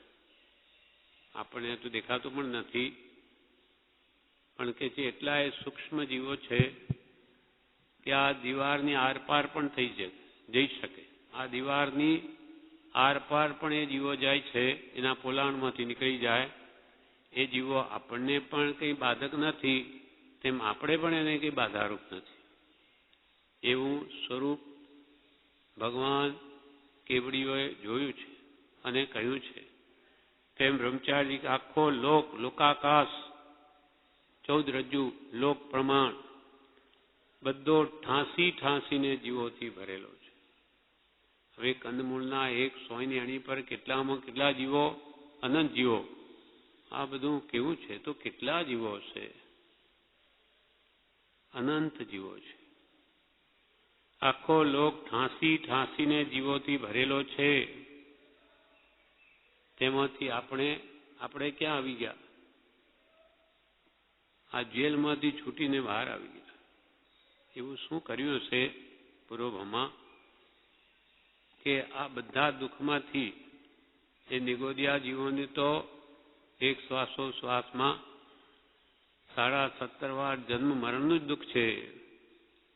એ બધો જ દુઃખ મટી જઈ અને એકેન્દ્રિય નહીં, બેન્દ્રિય, તેન્દ્રિય, ચોરેન્દ્રિય, પંચેન્દ્રિય, એમાંય ઢોર પશુ નહીં, અનાર્ય દેશમાંય નહીં, આર્ય દેશમાં ઉત્તમ કુલમાં બધું ખોળ ખાપણ બગાડનું શરીર, ધનનો જોગ, આવા સત્પુરુષનો જોગ, સાચો ધર્મ વિતરાગ, એકથી અત્યંત અત્યંત દુર્લભ સામગ્રી આપણને મળી છે. એટલે કોઈ પૂર્વનો સંચય કોઈ અદ્ભુત થયો છે. એક પ્રત્યક્ષ જોગ સિવાય બધી જ જોગવાઈ છે. પ્રત્યેકની બલિયારી છે, પણ હવે એટલી આપણે ખામી રહી ગઈ. તેથી હવે પ્રત્યક્ષ એની મુદ્રાને, એના વચનોને પ્રત્યક્ષ માનીએ ને આપણે આપણું કામ કાઢવાનું છે. પ્રત્યક્ષ નથી એમ કરીને કંઈ આપણું કલ્યાણ થાય નહીં. પણ નાની કે બધું જ પ્રત્યક્ષ છે. એના મૂળ વચનો પ્રત્યક્ષ છે. નાની પણ હાજર હોય તો એ જ કહેવાના છે જે આજે આપણી પાસે બધું જ છે. અનંત કૃપા કરી ગયા છે ત્રણેય મહાપુરુષો, કંઈ બાકી નથી રાખ્યું. હવે ખામી આપણી છે. આટલા બધા અનંતા જીવોમાંથી આપણે આવી જોગવાઈ એ કલ્પના કરીએ તો કોઈ અદ્ભુત આપણા માટે પણ એક અછેરું થઈ ગયું. 10 આશ્ચર્ય થયા આ કલિયુગમાં. 11મું આશ્ચર્ય આપણા માટે કે આવા અનંત જીવોમાંથી આ બધી સુખ સગવડ આપણને મળી અને આવું ધામ, ભક્તિ, સત્સંગ કોઈ પણ નિર્વિઘ્નપણે થઈ શકે. કૃપાલ દીધો કે બહુ પુણ્ય કેરા પુંજથી શુભ દેહ માનવ ન મળ્યો. તો એ અરે નાનીઓને અરે આશ્ચર્ય વિરામ, અરે તો એ અરે ભવ ચક્રનો આંટો નહીં એકે ટળ્યો. તે શું કર્યું? એક ભવના થોડા સુખ માટે અનંત ભવનું અનંત દુઃખ વધારવાનો પ્રયત્ન સત્પુરુષો કરે છે. અને એક ભવ જો આત્માર્થે ગાળે તો અનંત ભવનું સાટો વળી રહે. એથી વિશેષ મોટો કયો લાભ છે આ વિશ્વમાં? તો આખો લોક ઠાંસીને જીવોથી ભરેલો છે. એ લોકોને કેટલું દુઃખ છે. પગ મૂકતા પાપ છે, પરિગ્રહ એ પાપ છે. પગ મૂકતા એ પાપ છે, જોતા ઝેર છે. કેમ કે જ્યાં દ્રષ્ટિ પડે ત્યાં રાગ થાય કે દ્વેષ થાય. અને રાગ દ્વેષ એ તો ઝેર કરતાં ભયંકર છે. ઝેર તો એક જ ભાવ મારે, આ રાગ દ્વેષ તો કેટલાય જન્મોને વધારી દે. જોતા ઝેર છે ને માથે મરણ રહ્યું છે. કે લીધો કે લેશે, જો પેલા લીધો આવી જ રહ્યો તારા તરફ ને તને પણ લેવાનો જ છે. એટલે મરણ પણ નિશ્ચિત છે, ક્યારેય ખબર નથી. એટલે શુભસ્ય શીઘ્રમ, જલ્દી કરો, સમય નથી. ભગવાન મહાવીર ગૌતમ સ્વામી જેવાની શું કહે, હે ગોયમાં સમય ગોય માપ, એક સમય માત્રનો પણ પ્રમાદ ન કર. કેમ કે આ કાળ શિકારી માથે ધનુષ બાણ ચડાવીને ઊભો છે. લીધો કે લેશે એમ થઈ રહ્યું છે. તો તું કયા કાળને ભજે છે? એ પછી કરીશ, પછી આવશે કે નહીં એ સમય. કોઈ ગર્ભ વિશે મરે જન્મતા, કોઈ બાળપણમાં પણ મરે યુવાન મરતા જોઈ. નિયમ નહીં વર્ષો તણો, મરણ અચાનક થાય. એક નિયમ નક્કી ખરો કે જન્મે તે મરી જાય. આપણે જન્મ્યા અવશ્ય મરવાના. અમરપટ્ટો લઈને કોઈ આવ્યું નથી. બધાને જવાનું છે. ક્યારે? તો કે કાંઈ ખબર નથી. હમણાં મરી જવાય. બીજી ક્ષણે પણ આપણે હોઈશું કે નહીં કંઈ ન કહેવાય. એટલે પગ મૂકતા પાપ છે, પરિગ્રહ પાપ છે, પાપનો બાપ છે, પરિગ્રહ પાપનો પિતા છે. અન્ય એકાદશ વ્રતને મહાદોષ દે એવો એનો સ્વભાવ છે. એનું નામ જ શું આપ્યું? પરિગ્રહ. ગ્રહ એટલે પકડે, પરી એટલે ચારે બાજુથી પકડે. માણસને એવો પકડે કે એ છૂટવા માંગે તો વિશેષ કળી જાય એમાં. પરિગ્રહ એ પાપ છે. આ કાળમાં હલકી વૃત્તિવાળા જીવો જન્મે છે. કાળ જ એવો છે. પુણ્યશાળી જીવો મોટે ભાગે નહીં જન્મે.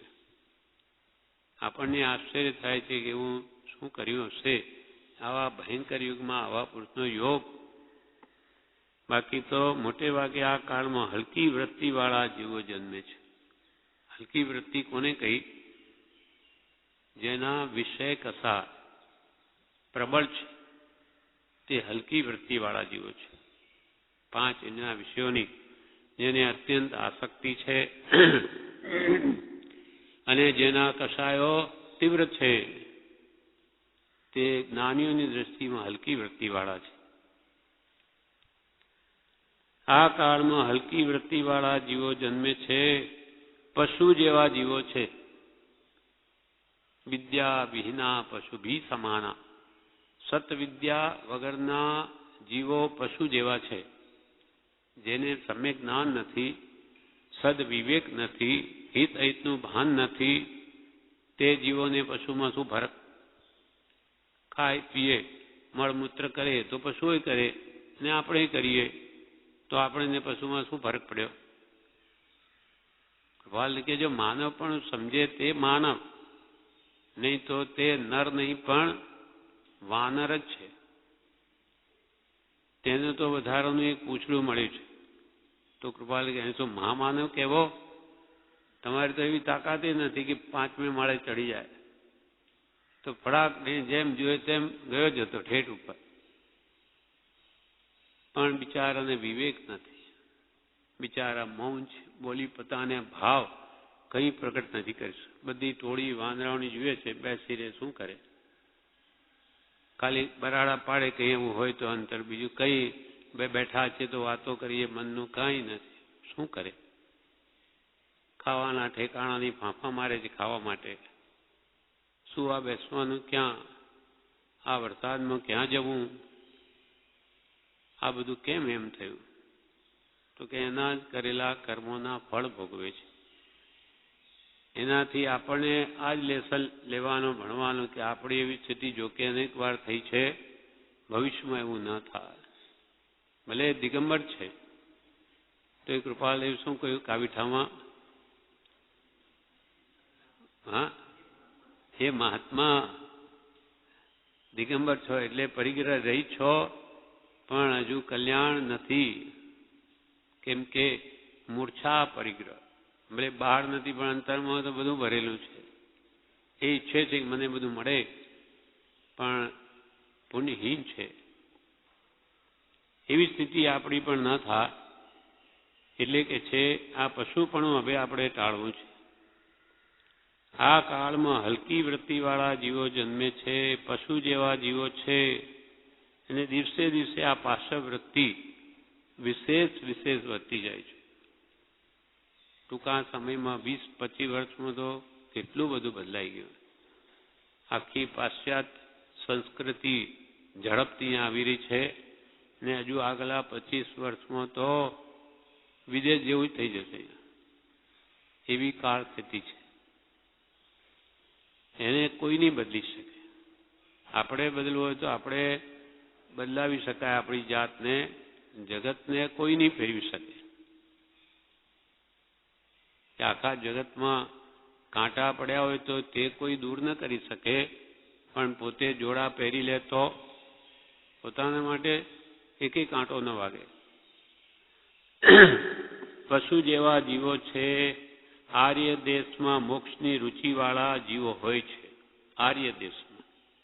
પણ હવે તો આર્ય પણ અનાર્ય જેવું થઈ ગયું. આર્ય દેશમાં મોક્ષની રુચિવાળા જીવો હોય છે. ગ્રસ્તો પણ મુનિ થવાની ભાવના રાખે છે. આર્ય સમય હતો પહેલા, ત્યારે ગ્રસ્તોની પણ ભાવના કેવી? મુનિ થવાની. તો જે શ્રાવક કહેવાય. એના અંતરમાંથી તો ક્યારે અવસર આવે, ક્યારે થઈશું બાહ્ય અંતર નિર્ઘ્રંથ જો તેને જ ખરો શ્રાવક કહ્યો છે. નહીં તો એ શ્રાવક વિરુદ્ધ ધરાવવાને પણ યોગ્ય નથી. ગ્રહસ્થો પણ મુનિ થવાની ભાવના રાખે છે, પણ અનાર્ય દેશોમાં તો એવા ધર્મનું નામ જ ન મળે. ત્યાં આવો શુદ્ધ ધર્મ ક્યાં છે? નામ ધર્મ છે ક્રિશ્ચિયન, પણ તેમાં હિંસા જ્યાં હોય, કૃપાલ કે જ્યાં દયા નથી ત્યાં ધર્મ નથી. ભલે નામ ધર્મ આપે તે શું થઈ ગયું, પણ જેમાં જો જીવોની હિંસા થાય, અહિંસા નથી, તો ત્યાં ધર્મ છે. दया धर्म को मूल है, पाप मूल है अभिमान. तुलसी दया न छोड़िए जब लग घट में प्राण. कृपाल के दया दया निर्मल अविरोध, निर्मल अविरोध दया मन वचन कायाથી 9 કોટી ધર્મ છે ભગવાન. અનાદિ દેશમાં એવા ધર્મનું નામ જ ન મળે. આ કાળમાં પરમાર્થ ન ભૂલાય એવું બનવું બહુ મુશ્કેલ છે. આ સંસારના કામો કરતા પરમાર્થ આત્માર્થ ન ભૂલાય બનવું બહુ દુર્લભ છે. ધાર તરવારની સોહલી દોલી ચોદમાં જીનતણી ચરણ સેવા. સત્પુરુષનો નિરંતર સત્સંગ કરવાનો છે. સત્પુરુષનો નિરંતર સત્સંગ કરવાનો. તો આપણને થાય કે સત્પુરુષ ક્યાં છે? તો કે ઘણા બધા છે. કેટલા નામ ઘણાય છે. આ જગતમાં ક્યાં ખોટ છે? પણ આપણને બેસતું નથી. પ્રભુશ્રીએ ના પાડી છે કે નિર્ણય કોણ કરે કે એમને સત પ્રગટ થયું છે કે નહીં. એટલે આપણા માટે તો કૃપાલદેવ શું કે કૃપાલદેવને જ એ જ સત્પુરુષ માનજો, એને જ પ્રત્યક્ષ માનજો. કેમ કે એમને આત્મા પ્રત્યક્ષ થયેલો છે, પ્રગટ થયેલો છે. બીજાને થયેલો છે કે નહીં આપણે કહી ન શકીએ.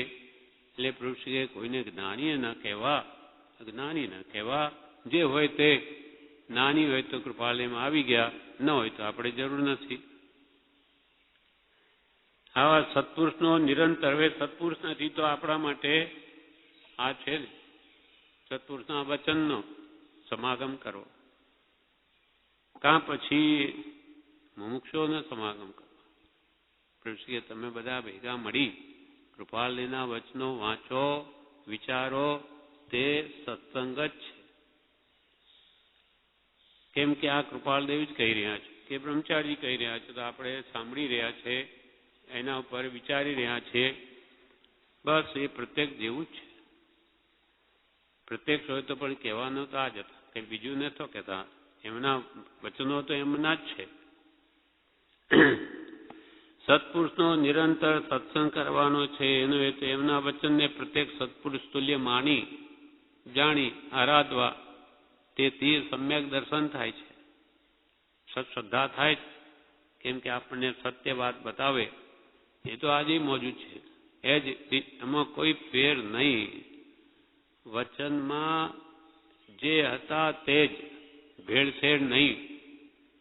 આવી શુદ્ધ વસ્તુ છે. ભગવાનના મહાવીરના વચનો તો માગદી. સંસ્કૃતમાં એના અનુવાદ થયા, પછી એમાં હિન્દીમાં, ગુજરાતીમાં કોણે કર્યા? પંડિતોએ.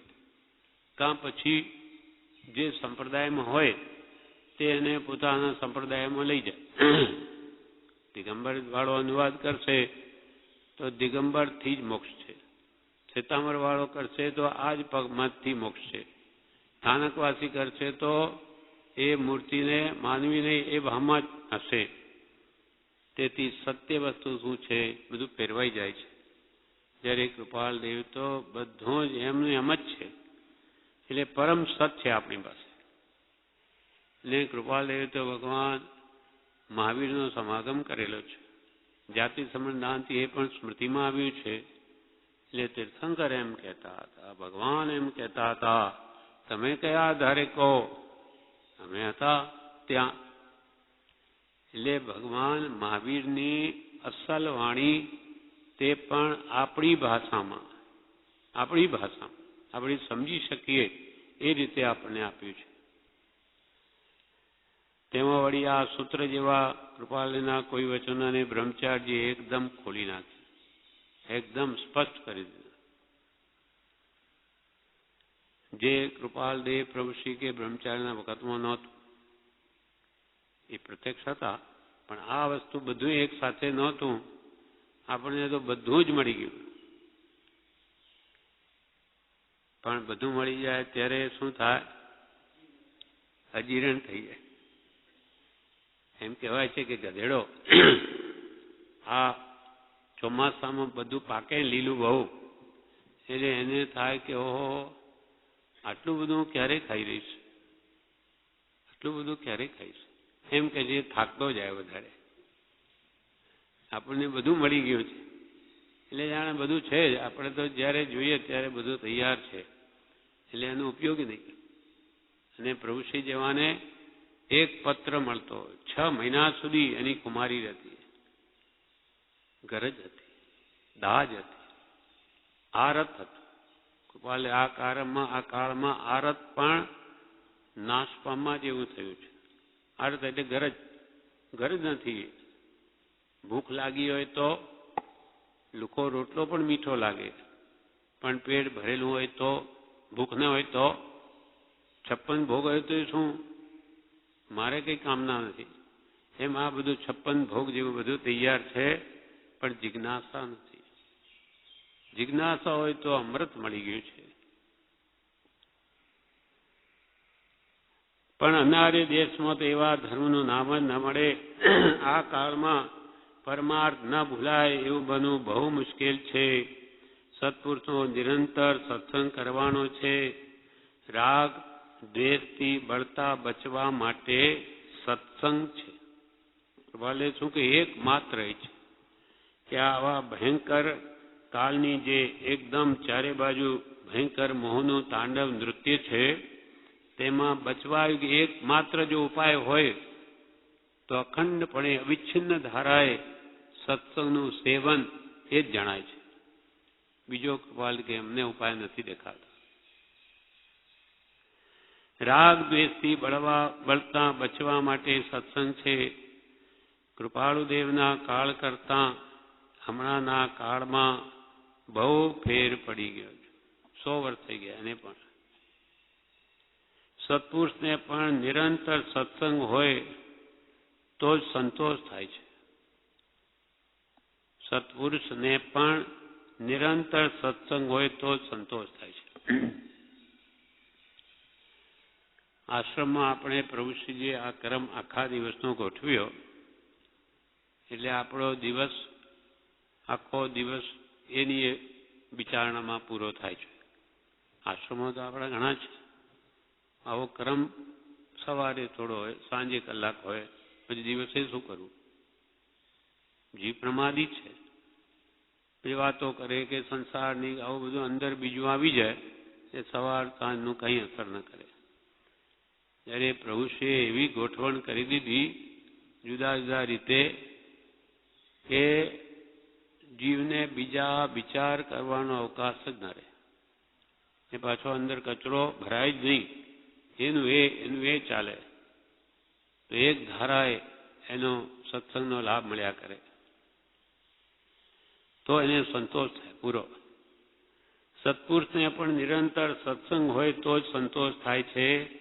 જગતમાંથી જેને કશું જોઈતું નથી તેવા પુરુષને પણ આ સંસાર સમુદ્ર ગળકા ખાતા ખાતા માંડ તરવા દે છે. આવા પુરુષ તો આપણા કઈ ભાર છે કે આપણે ત્યાં રહીને આ સંસાર સમુદ્ર તરી શકીએ? કોઈ તાકાત નથી. આ સત્સંગનો રંગ 10-15 દિવસ રહે, પાછા હતા તેવાના તેવા. એનો રંગ ઉતરી જાય પછી પેલો રંગ ચડવા માંડે. કેમ કે અનાદિનો અભ્યાસ તો એ છે. શ્રી કૃષ્ણને પાંડવો દ્રૌપદીને લેવા ધારતી ખંડમાં ગયા. ત્યાંથી પાછા ફરતી વખતે શ્રી કૃષ્ણે કહ્યું કે તમે ગંગા નદીની પાર આ હોડીમાં બેસીને જાઓ અને હોડી પાછી મોકલજો. પાંડવો ગંગા નદીની પાર ગયા. ભીમે વિચાર્યું કે કૃષ્ણના બળની પરીક્ષા કરીએ એમ વિચારી હોડી પાછી ન મોકલી.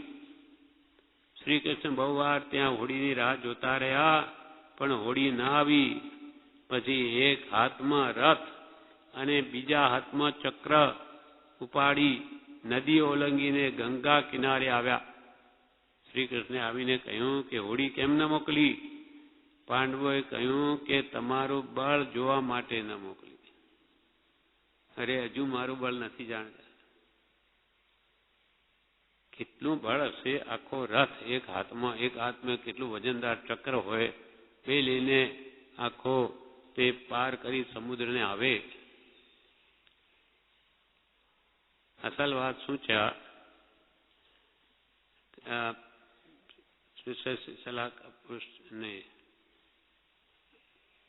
ભાષાંતરમાં વાંચી હમણાં આ કથા. તો દ્રૌપદી મહેલમાં બેઠી છે, ત્યાં નારદ આવ્યા. દ્રૌપદી મનમાં એમ થયું કે આ તો અવિરતી છે, કઈ વીરતી નથી, ત્યાગી નથી, બ્રહ્મચારી છે, એટલે એનું કઈ બહુ બહુમાન ન કર્યું. એટલે હવે એમને તો બહુ ક્રોધ ચડી ગયો, એ મારું બહુમાન ન કર્યું. એટલે હવે નારદે વિચાર્યું કે હવે એને પણ બતાવી દો. એટલે ત્યાંથી ગયા ધાતકી ખંડમાં. ત્યાં એક રાજા છે, તેને જઈને ત્યાં મળ્યા છે. તે વ્યભિચારી છે, વ્યસની છે. તેને કેટલી રાણીઓ એને ભેગી કરી છે. તો કે મહારાજ જો આ કે કેવી છે આ સ્ત્રીઓ.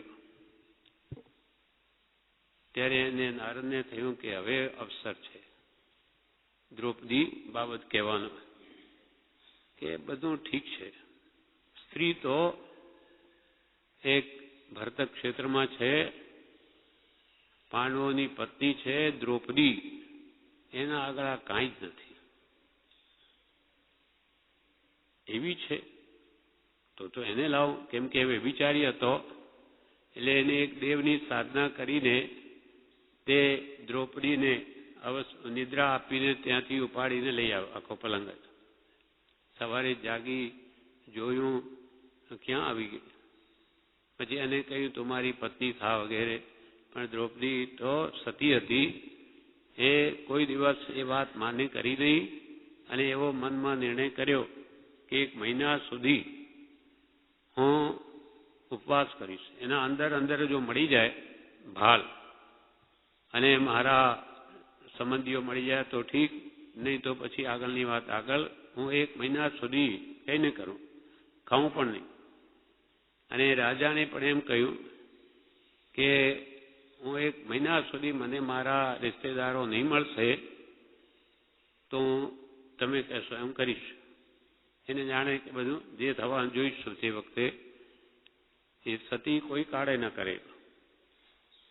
પણ પેલાએ પણ એમ જાણ્યું કે હવે મહિનો છે, અહીંયા કોણ આવવાનું? કોઈ ભરત ક્ષેત્રી આવી શકે? કોઈ નહીં આવી શકે. એના મનને એમ છે. હવે એ જ પાછા નારદ પાછા ફરતા ફરતા ત્યાં જાય કૃષ્ણ પાસે.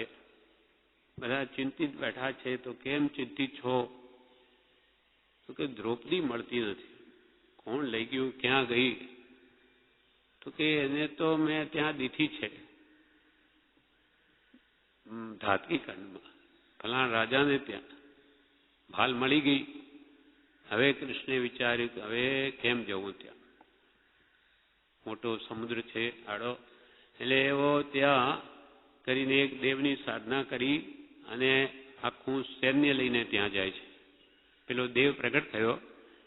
એ દેવે એમ કહ્યું કે આપ કહો તો જે દેવ એને ઉપાડીને લઈ ગયો એવી રીતે હું દ્રૌપદીને પાછી અહીંયા લાવીને મૂકી દઉં. તો કે નહીં. કૃષ્ણ કે એમ નહીં, અમે ત્યાં જઈને એને લઈ આવીશું. એ દેવને એમ કહ્યું કે તું એમ કર, અમને જગ્યા આપ, આ સમુદ્રમાં માર્ગ બનાવી દે તો અમે રથને સેની બધું લઈને જઈએ આ રોડ વાટે. એમ તે માર્ગ કરી આપ્યો. ત્યાં બધા પહોંચી ગયા. અને જે કૃષ્ણે જે શંખ મૂક્યો છે બધું ધ્રુજવા લાગ્યું. બધા ગભરાઈ ગયા, આ શું થયું. પછી એના બળની પરીક્ષાથી પેલો અંતે એવો થાકી જાય છે કે હવે કરવું શું. એટલે અંતે જાણ્યું કે મને મારી નાખશે.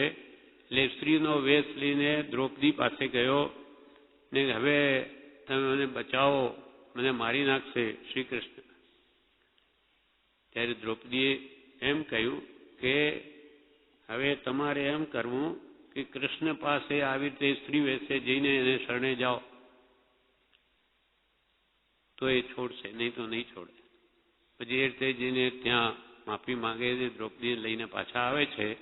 ત્યાં આવ્યા પછી હવે આ હોડીમાં બેસીને જાય નહીં કે તમે બધા જાઓ, મૂકીને હોડી નાની છે, બધા બેસીને શકીએ, પછી પાછી મોકલજો, એટલે હું આવું છું. એટલે હું આવું કર્યું.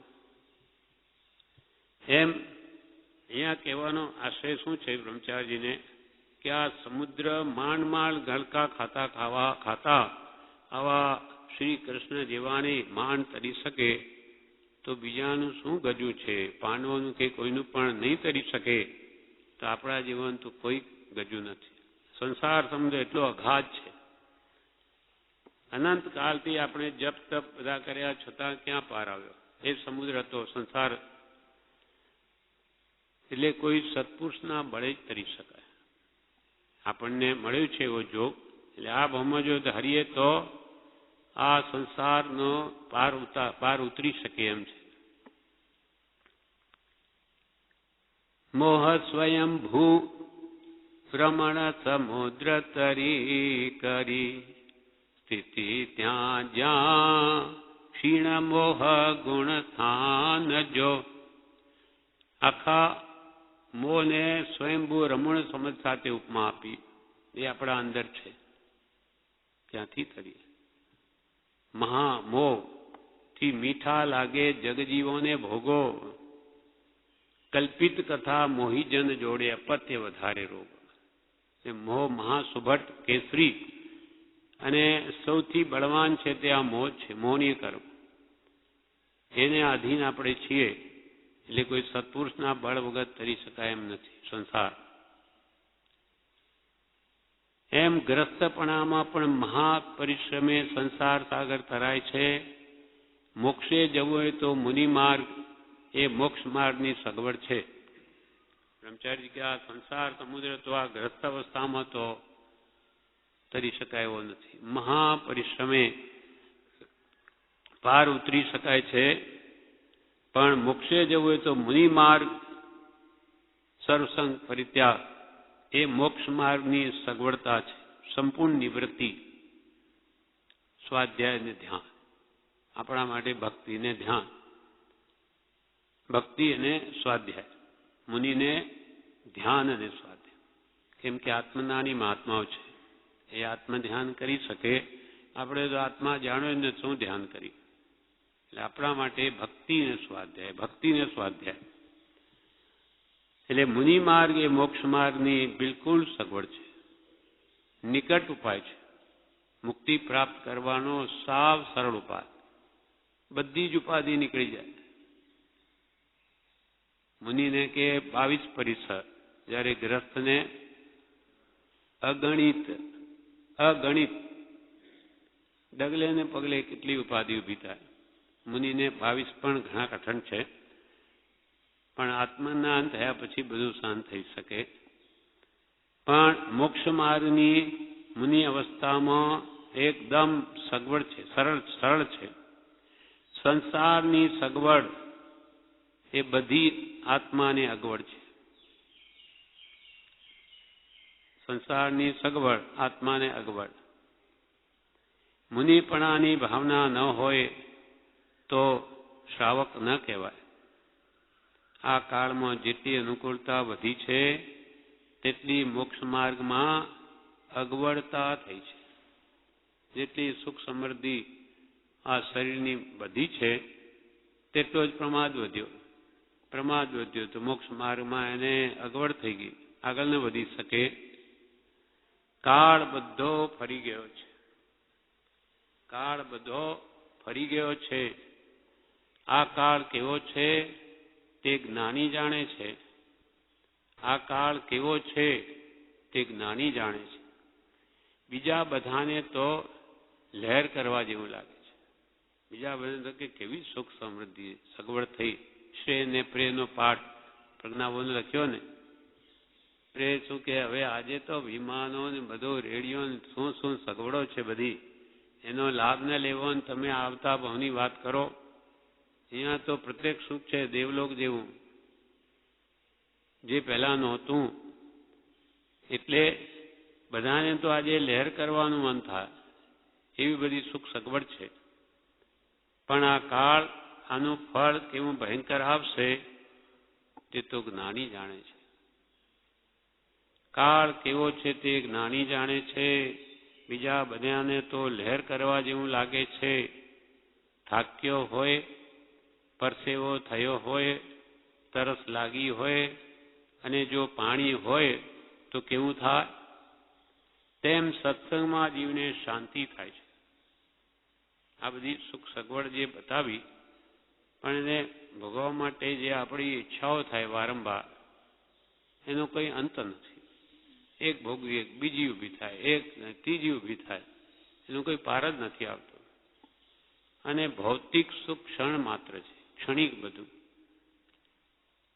એટલે એ ઉકળાટ જે લાવે છે એને પ્રાપ્ત કરવામાં પણ કેટલી મહેનત, ભોગવતી વખતે પણ જેમ ખાવાનું સુખ છે તો પ્રાપ્ત મેળવવામાં કેટલું દુઃખ, ખાતા વખતે કેટલું ક્ષણિક જીભ ભરે તેટલું સુખ, અહીંયા ઉતરી ગયું તો કોઈ સુખ નહીં, વધારે ખવાઈ ગયું તો પાછું દુઃખ, અને પાછું 3 કલાકમાં તો હતા તેવાના તેવા. એટલે જ્ઞાનીઓ કે ઇન્દ્રિય સુખ એ સુખ નથી, એ તો એક જે દુઃખ ઊભું થયું ભૂખનું કે ઈચ્છાઓનું, એને સમાવવાનું એક ક્ષણ માત્ર ઉપાય છે. પણ આ જીવ કેવો છે, ઈચ્છાઓ ઊભી થાય છે અને એને મટાડીને આનંદ માને છે. જેમ કે ગુમડું થયું હોય અને એને મલમ પટ્ટી કરીને પછી શું માને, બસ સરસ છે, હવે બધું સારું છે. અરે પણ આ ગુમડું જ નહીં થયું હોય તો પેલું કે ખાજ, પેલો ભારો, એક મને લાકડો આપ, કે શું, તો કે મને ખાજ બહુ આવે એને ખણું, તો કે આ તારી દ્રાજ મટાડી દો. તો વેદે કહ્યું ભાઈ તમે તો મટાડી દો તો આ ખાજ ખણવાનો એની મજા એ જતી રહે. આવું છે સંસારી જીવન. એમ આ જીવને સાચું સુખ ગમતું જ નથી. કેમ કે આવો મોહ પ્રાબલ્ય છે, મિથ્યાત્વ બળવાન છે, એને સાચી વાત બેસવા જ દેતું નથી. પણ કે જેને પરસેવો થયો હોય, તરસ લાગી હોય અને એ પાણી, જો પાણી હોય, થાક્યો હોય, ખૂબ એકદમ મહેનત થાક્યો હોય, પરસેવો હોય ને હવે ખૂબ તરસ લાગી હોય, તે વખતે પાણી મળે તો હાશ કેવું થાય. તેમ આ સત્સંગથી જે વિષય કસાયની બળતરા છે તે શાંત થાય છે. સત્સંગમાં જીવ ઠરે છે. સત્સંગમાં જીવને શાંતિ થાય છે, સત્સંગમાં જીવ ઠરે છે. કૃપાલદેવ કહે છે, બધું કરવા છતાં અમારો આત્મા અકર્તા છે, અમે કંઈ કરતા નથી, એ જ ખરી સમાધિ છે. કરતા છતાં અકર્તા, અકર્તવ્ય લક્ષ્ય કર્તવ્ય, એટલે માત્ર જ્ઞાતા દ્રષ્ટા છે. ઉદય આવે તેમ કરે છે, પ્રવૃત્તિ થાય છે શરીરની, પણ મનથી કાંઈ જ નહીં, કોઈ કરવાની ઈચ્છા નથી. કૃપાલદેવ કહે છે, બધું કરવા છતાં અમારો આત્મા અકર્તા છે, અમે કંઈ કરતા નથી, એ જ ખરી સમાધિ છે. ઉપાધિ કષ્ટરૂપ લાગતી નથી. ઉપાધિ એટલી બધી છે તો કે કષ્ટરૂપ લાગતી નથી. પૂર્વે બાંધ્યા છે તે ભોગવીએ છે, અને ભોગવીને છૂટું થવાય છે તો કે અમને એમ તો કોઈ કષ્ટરૂપ કાંઈ નથી, છે આવી છે તો ભોગવીને છૂટા થઈએ છીએ. મનુષ્ય ભાવ શા માટે મળ્યો છે?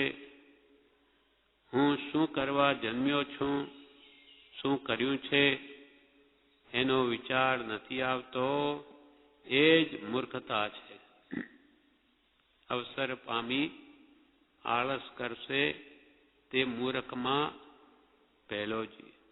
ભૂખ્યા ને જેમ ઘેબર દેતા હાથ ન માંડે ઘેલોજી.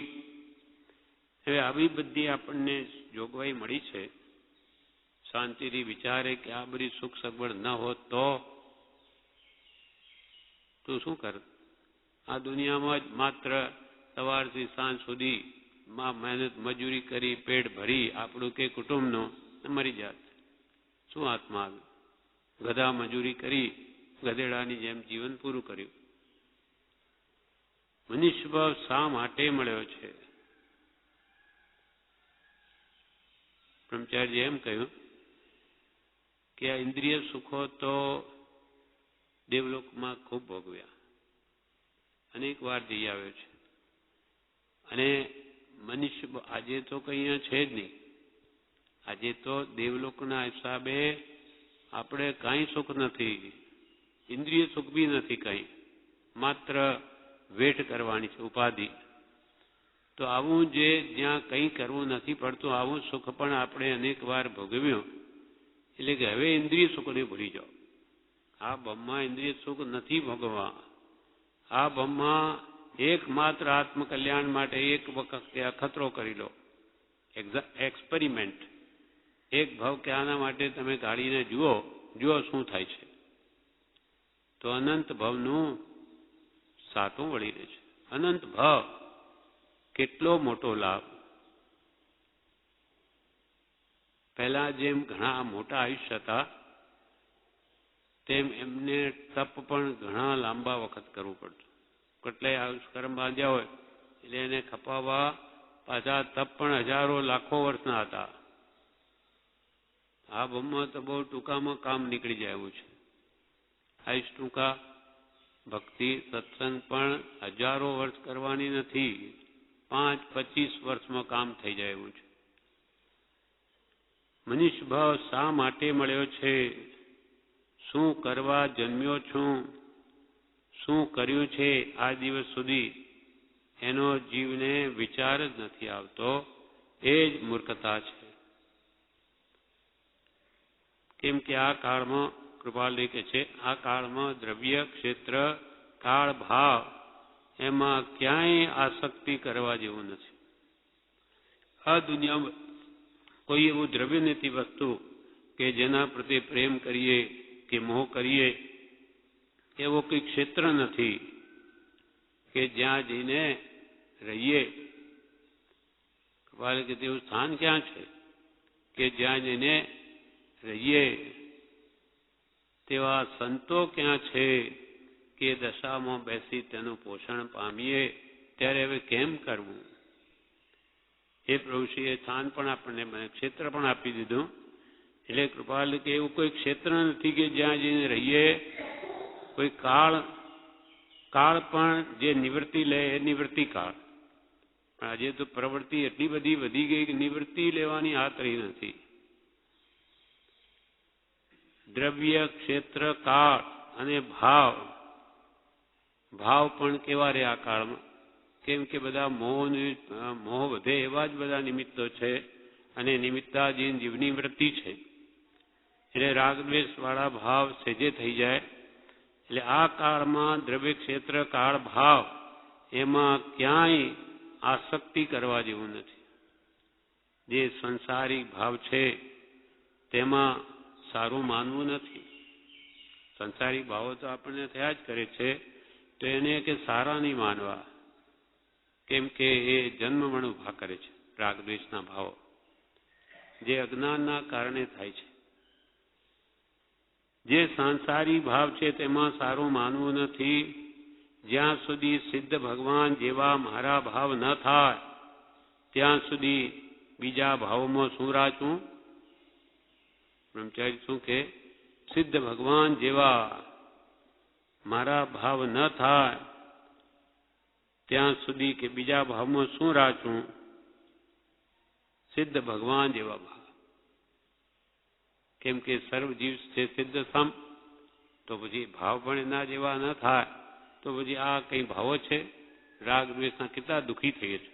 કોઈ પ્રત્યે આપણને અજ્ઞાનવશ મોહ કરીએ, રાગ કરીએ, બધું છે, પણ એનું પરિણામ કેવું ભયંકર આપણે અનુભવીએ છે. કેટલી ઉપાધિ, કેટલી ચિંતા પ્રત્યક્ષ અનુભવાય છે. જ્યાં સુધી સિદ્ધ ભગવાન જેવા મારા ભાવ ન થાય ત્યાં સુધી બીજા ભાવોમાં શું રાચવું? કૃપાળદેવ કહે છે કે નિરંતર સત્સંગની ઈચ્છા રહે છે. કૃપાળદેવ કહે છે કે નિરંતર સત્સંગની ઈચ્છા રહે છે. સહજ સ્વભાવે આત્મામાં વર્તવું એ જ અમારું ધ્યેય છે.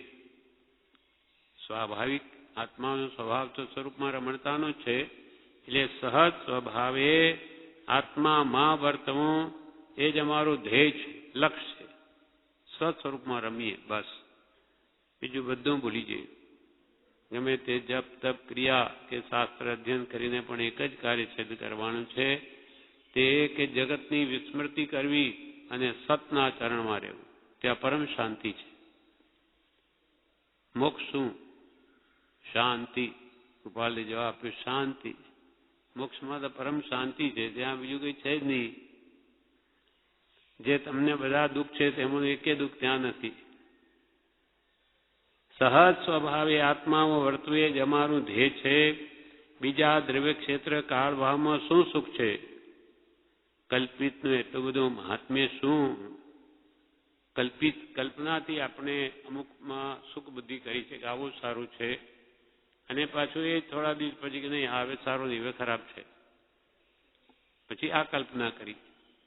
કલ્પિતનું એટલું બધું મહાત્મ્ય શું? ત્યાગમાં સુખ છે. ત્યાગમાં સુખ છે. સાચું સુખ છે ત્યાગમાં. એમ શાલી ભદ્ર સમજાવે રે ભાઈ, દિવાળી ના દિન આવે, દિવાળી ના દિન આવે.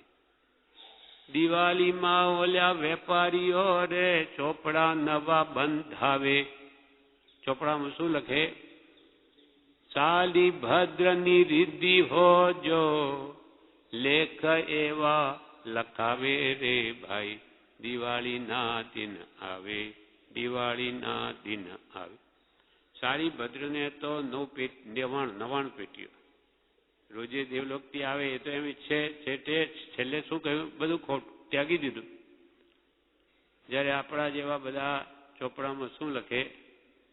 સાલી ભદ્ર 99 પેટીઓ આવતી હતી, મારે એવું આવજો. એને આ જોઈએ છે. કઈ વંદાનું સૌભાગ હોજો, ચાલી ભદ્રની રિદ્ધિ હોજો. જ્યારે ચાલી ભદ્ર એમ કે છે સુખ તો ત્યાગમાં છે, એને બધું છોડી દીધું. તેમ બ્રહ્મચારી કે સાચું સુખ તો ત્યાગમાં છે, ગ્રહણમાં નથી. તે કરી જુએ તો ખબર પડે. બધું ત્યાગીને જે એકદમ નિવૃત્ત થઈને પરમ શાંતિનો અનુભવ કરે તેને ખબર પડે. આ શરીર છે તે કેદખાનું છે. મને સ્વતંત્રતા ક્યારે પ્રાપ્ત થશે? એટલું થાય ત્યારે છૂટે. એટલે અંતરથી આ મને બધું બંધન છે, સંસાર દુઃખરૂપ છે, એને લાગે તો છૂટે. આ શરીર છે તે કેદખાનું છે. મને આ શરીરથી સ્વતંત્રતા, એટલે આ બધું છૂટી જઈને સ્વતંત્રતા ક્યારે પ્રાપ્ત થશે? એટલું થાય ત્યારે છૂટે. પણ આ જીવને તો શરીરનો આગ્રહ મળતો જ નથી. શરીર એ જ હું છું, એમાં જ સુખ છે. 5 ઇન્દ્રિયોમાં જ સુખ છે. એનો એવો આગ્રહ થઈ ગયો છે, એ મળતો જ નથી. નાની પુરુષો જે કંઈ કરતા હોય તે આપણા હિત માટે છે. કૃપાલદેવે આખો વચનામૃત લખ્યું મુમુક્ષુના નિમિત્તે. કોના હિત માટે? આપણા હિત માટે. એ તો બધું કામ કાઢી ગયા, હવે આપણા માટે ઉપયોગમાં આવે છે. નાની પુરુષો જે કંઈ કરતા હોય તે આપણા હિત માટે છે, એવી ભાવના રહે તો બીજા ભાવમાં પણ એને સત્પુરુષનો યોગ થાય. સત્પુરુષ એટલે એટલું મહાત્મ્ય કે નાની તો જે કંઈ કરે તે આપણા ભલા માટે જ હોય. એવું જો દ્રઢ ભાવ આપણા હૃદયમાં હોય તો કે બીજા ભાવમાં એને સત્પુરુષનો યોગ થાય. જ્ઞાની પુરુષો જે કંઈ કરતા હોય તે આપણા હિત માટે છે એવી ભાવના રહે તો બીજા ભાવમાં પણ એને સત્પુરુષનો યોગ થાય. જ્યાં સુધી રાગદ્વેષ અને લોભ રહે ત્યાં સુધી અંતરાય કર્મ વધારે બંધાય. જ્યાં સુધી રાગદ્વેષ તો આપણને લાગે કે બંધનું કારણ છે, પણ અહીંયા લોભ માટે શું કહ્યું? જ્યાં સુધી રાગદ્વેષ અને લોભ રહે ત્યાં સુધી અંતરાય કર્મ વધારે બંધાય. લોભથી તીર્થંકરો પાસે પણ માગે સંકેતસર પ્રાર્થના ખાસ કે ભાઈ એ તો આપણી બધી ઈચ્છા પૂરી કરે, કેમ કે મોક્ષમાં બેઠા નવરા છે, શું કામ એમને? પરોપકારાય સતામ વિભૂતે, પરનો ઉપકાર કરવો એ તો બહુ મોટી વાત છે. તો અહીંયા બેઠા પછી એ બધાનો ઉપકાર જ કરે, એટલે આપણે જે હોય કહેવાનું. પણ અહીંયા શું કહે છે કે એ અલૌકિક મિથ્યાત્વ છે. ભગવાન પાસે લોભથી માંગે ત્યાં સુધી અંતરાય કર્મ વધારે બંધાય. મળે નહીં, મળતો હોય તો નહીં મળે, અટકી જાય. હા, ધર્મનો કે લક્ષ્મીનો, પણ લક્ષ્મી ના મળે. જેમ જેમ લોભ તો એ તો શું છે? કસાય ભાવ છે. એનાથી પુણ્ય હણાય, ઘટે નહીં, અરે વધે નહીં. તો પછી પુણ્ય હોય તો મળે ને, મળતું હોય તો કે અટકી જાય. વિતરાગ પાસે કહીને મંગાવે, ત્યાં તો નિષ્કામ ભક્તિ જોઈએ, નહીં તો ઉડતું પાપ બાંધે છે. પણ આવું જીવોની ખબર નથી અને ગુરુઓ પણ બતાવતા નથી. સત્પુરુષ હોય તો એક ભાઈ આ બધું યોગ્ય ન ગણાય. આપણે ભગવાન પાસે તો માત્ર જન્મણથી મુક્ત સિવાય કંઈ ન મંગાવે. જ્યાં સુધી રાગ દ્વેષ અને લોભ રહે ત્યાં સુધી અંતરાય કર્મ વધારે બંધાય. લાભાંતરાય, લાભ ન થાય. ભોગાંતરાય, ભોગવી ન શકે. મળ્યું હોય તો ભોગવી ન શકે. મમ્મણ શેઠની છે. મમ્મણ શેઠે દાન આપ્યું મુનિઓને, કેસરીયા લાડુ દાનમાં તો આપી જ દાને. પછી ખાધું, ચાખ્યો તો કે અરે આટલા સરસ લાડુ બધા આપી દીધા, મેં પાછા લઈ આવું. હજુ લઈને ગયા ને પાછા કે મહારાજ બધા મને પાછા આપો. તો કે ભાઈ અમારો આચાર નથી, મુનિઓ કોઈને પાછું દાન ના આપી શકે, અમારો આચાર નથી, એટલે અમે પાછું નહીં આપી શકીએ. કેમ નહીં આપો? મેં તો આપ્યા છે. ખેંચા ખેંચ કરીને એ લાડવાઓ ત્યાં ધૂળમાં પડાવી દીધા, ન ખાધું ન ખાવા દીધું. પણ જે વખતે આપ્યા ત્યારે ભાવ સારા હતા, એટલે કે છે કે એને મળ્યું, પણ મહા મુશ્કેલી. એ બધું રાતના 12 વાગે નદીમાંથી ચંદનના લાકડા તણાઈને આવતા હોય એ ભેળા કરે, અને કરીને એની બુદ્ધિ કેવી સૂજે? કર્માનુસારીની ભોગવી ન શકે, અંતરાય કર્મ. એટલે પછી કે બળદ બનાવવું, સોનાનો બળદ, પૈસા ભેગા કરી. પછી એને શિંગડાઓ છે તે રત્નો ના કરવું. પછી શું કરવાનું? બળદને છાતીમાં મારવા શિંગડા. પણ એ બુદ્ધિ જેવી સૂજે, બુદ્ધિ કર્માનુસારની એમ કરતો આખી જિંદગી એમાં કાઢી. ચંદનના લાકડા કાઢે છે ત્યારે ચીલના રાણીએ રાતના ગોખમાંથી જોઈ લીધું કે આવું દુઃખ. શ્રેણી મહારાજાને કહ્યું કે તમારા રાજ્યમાં રાતના 12 વાગે લોકોને કામ કરવું પડે, એવું તમારું રાજ્ય? આવું પ્રજાનું પાલન કરો? કોણ છે કે જુઓ? સવારે કોણ છે? તપાસ કરાવી. કોણ ભાઈ રાત્રે કોણ કાઢતું હતું? તો આ શેઠ નીકળ્યા, મમ્મણ શેઠ. બોલાવ્યો તો કે આપ પધારો, મારા ઘરે તો પધારો, આપને બતાવું. ત્યાં આવ્યા પછી જુએ છે 7મા માળે ચઢાવ્યા હવેલી. ત્યાં ઉપર બળદ બનાવે સોનાના 2, અને શિંગડામાં કે એક તો રત્નનું પૂરું થઈ ગયું, હીરા માણેક મોતીથી, બીજું બાકી છે જો, એટલા માટે આ કરું છું. ચેલના રાણીએ ને કહ્યું, શ્રેણીક મારે જોયું આ ગરીબ કહેવાય? આટલું બધું એની પાસે છે પણ એના નસીબમાં જ નથી, એટલે લાવીને આવું કરે, આ બળદ બનાવે. આટલો પરિગ્રહી અત્યંત આસક્તિના કારણે એ મરીને 7મી નરકે જાય છે. બધું અહીંયા જ પડી રહ્યું. એમ નાની આવું જ્યાં જ્યાં રાગ દ્વેષ અને લોભ રહે ત્યાં સુધી અંતરાય કર્મ વધારે બંધાય. આ પ્રમાણે આ વિવેચન પણ આ પત્રાંક 453 પૂરું થયું. હવે આવતીકાલે પત્રાંક 454.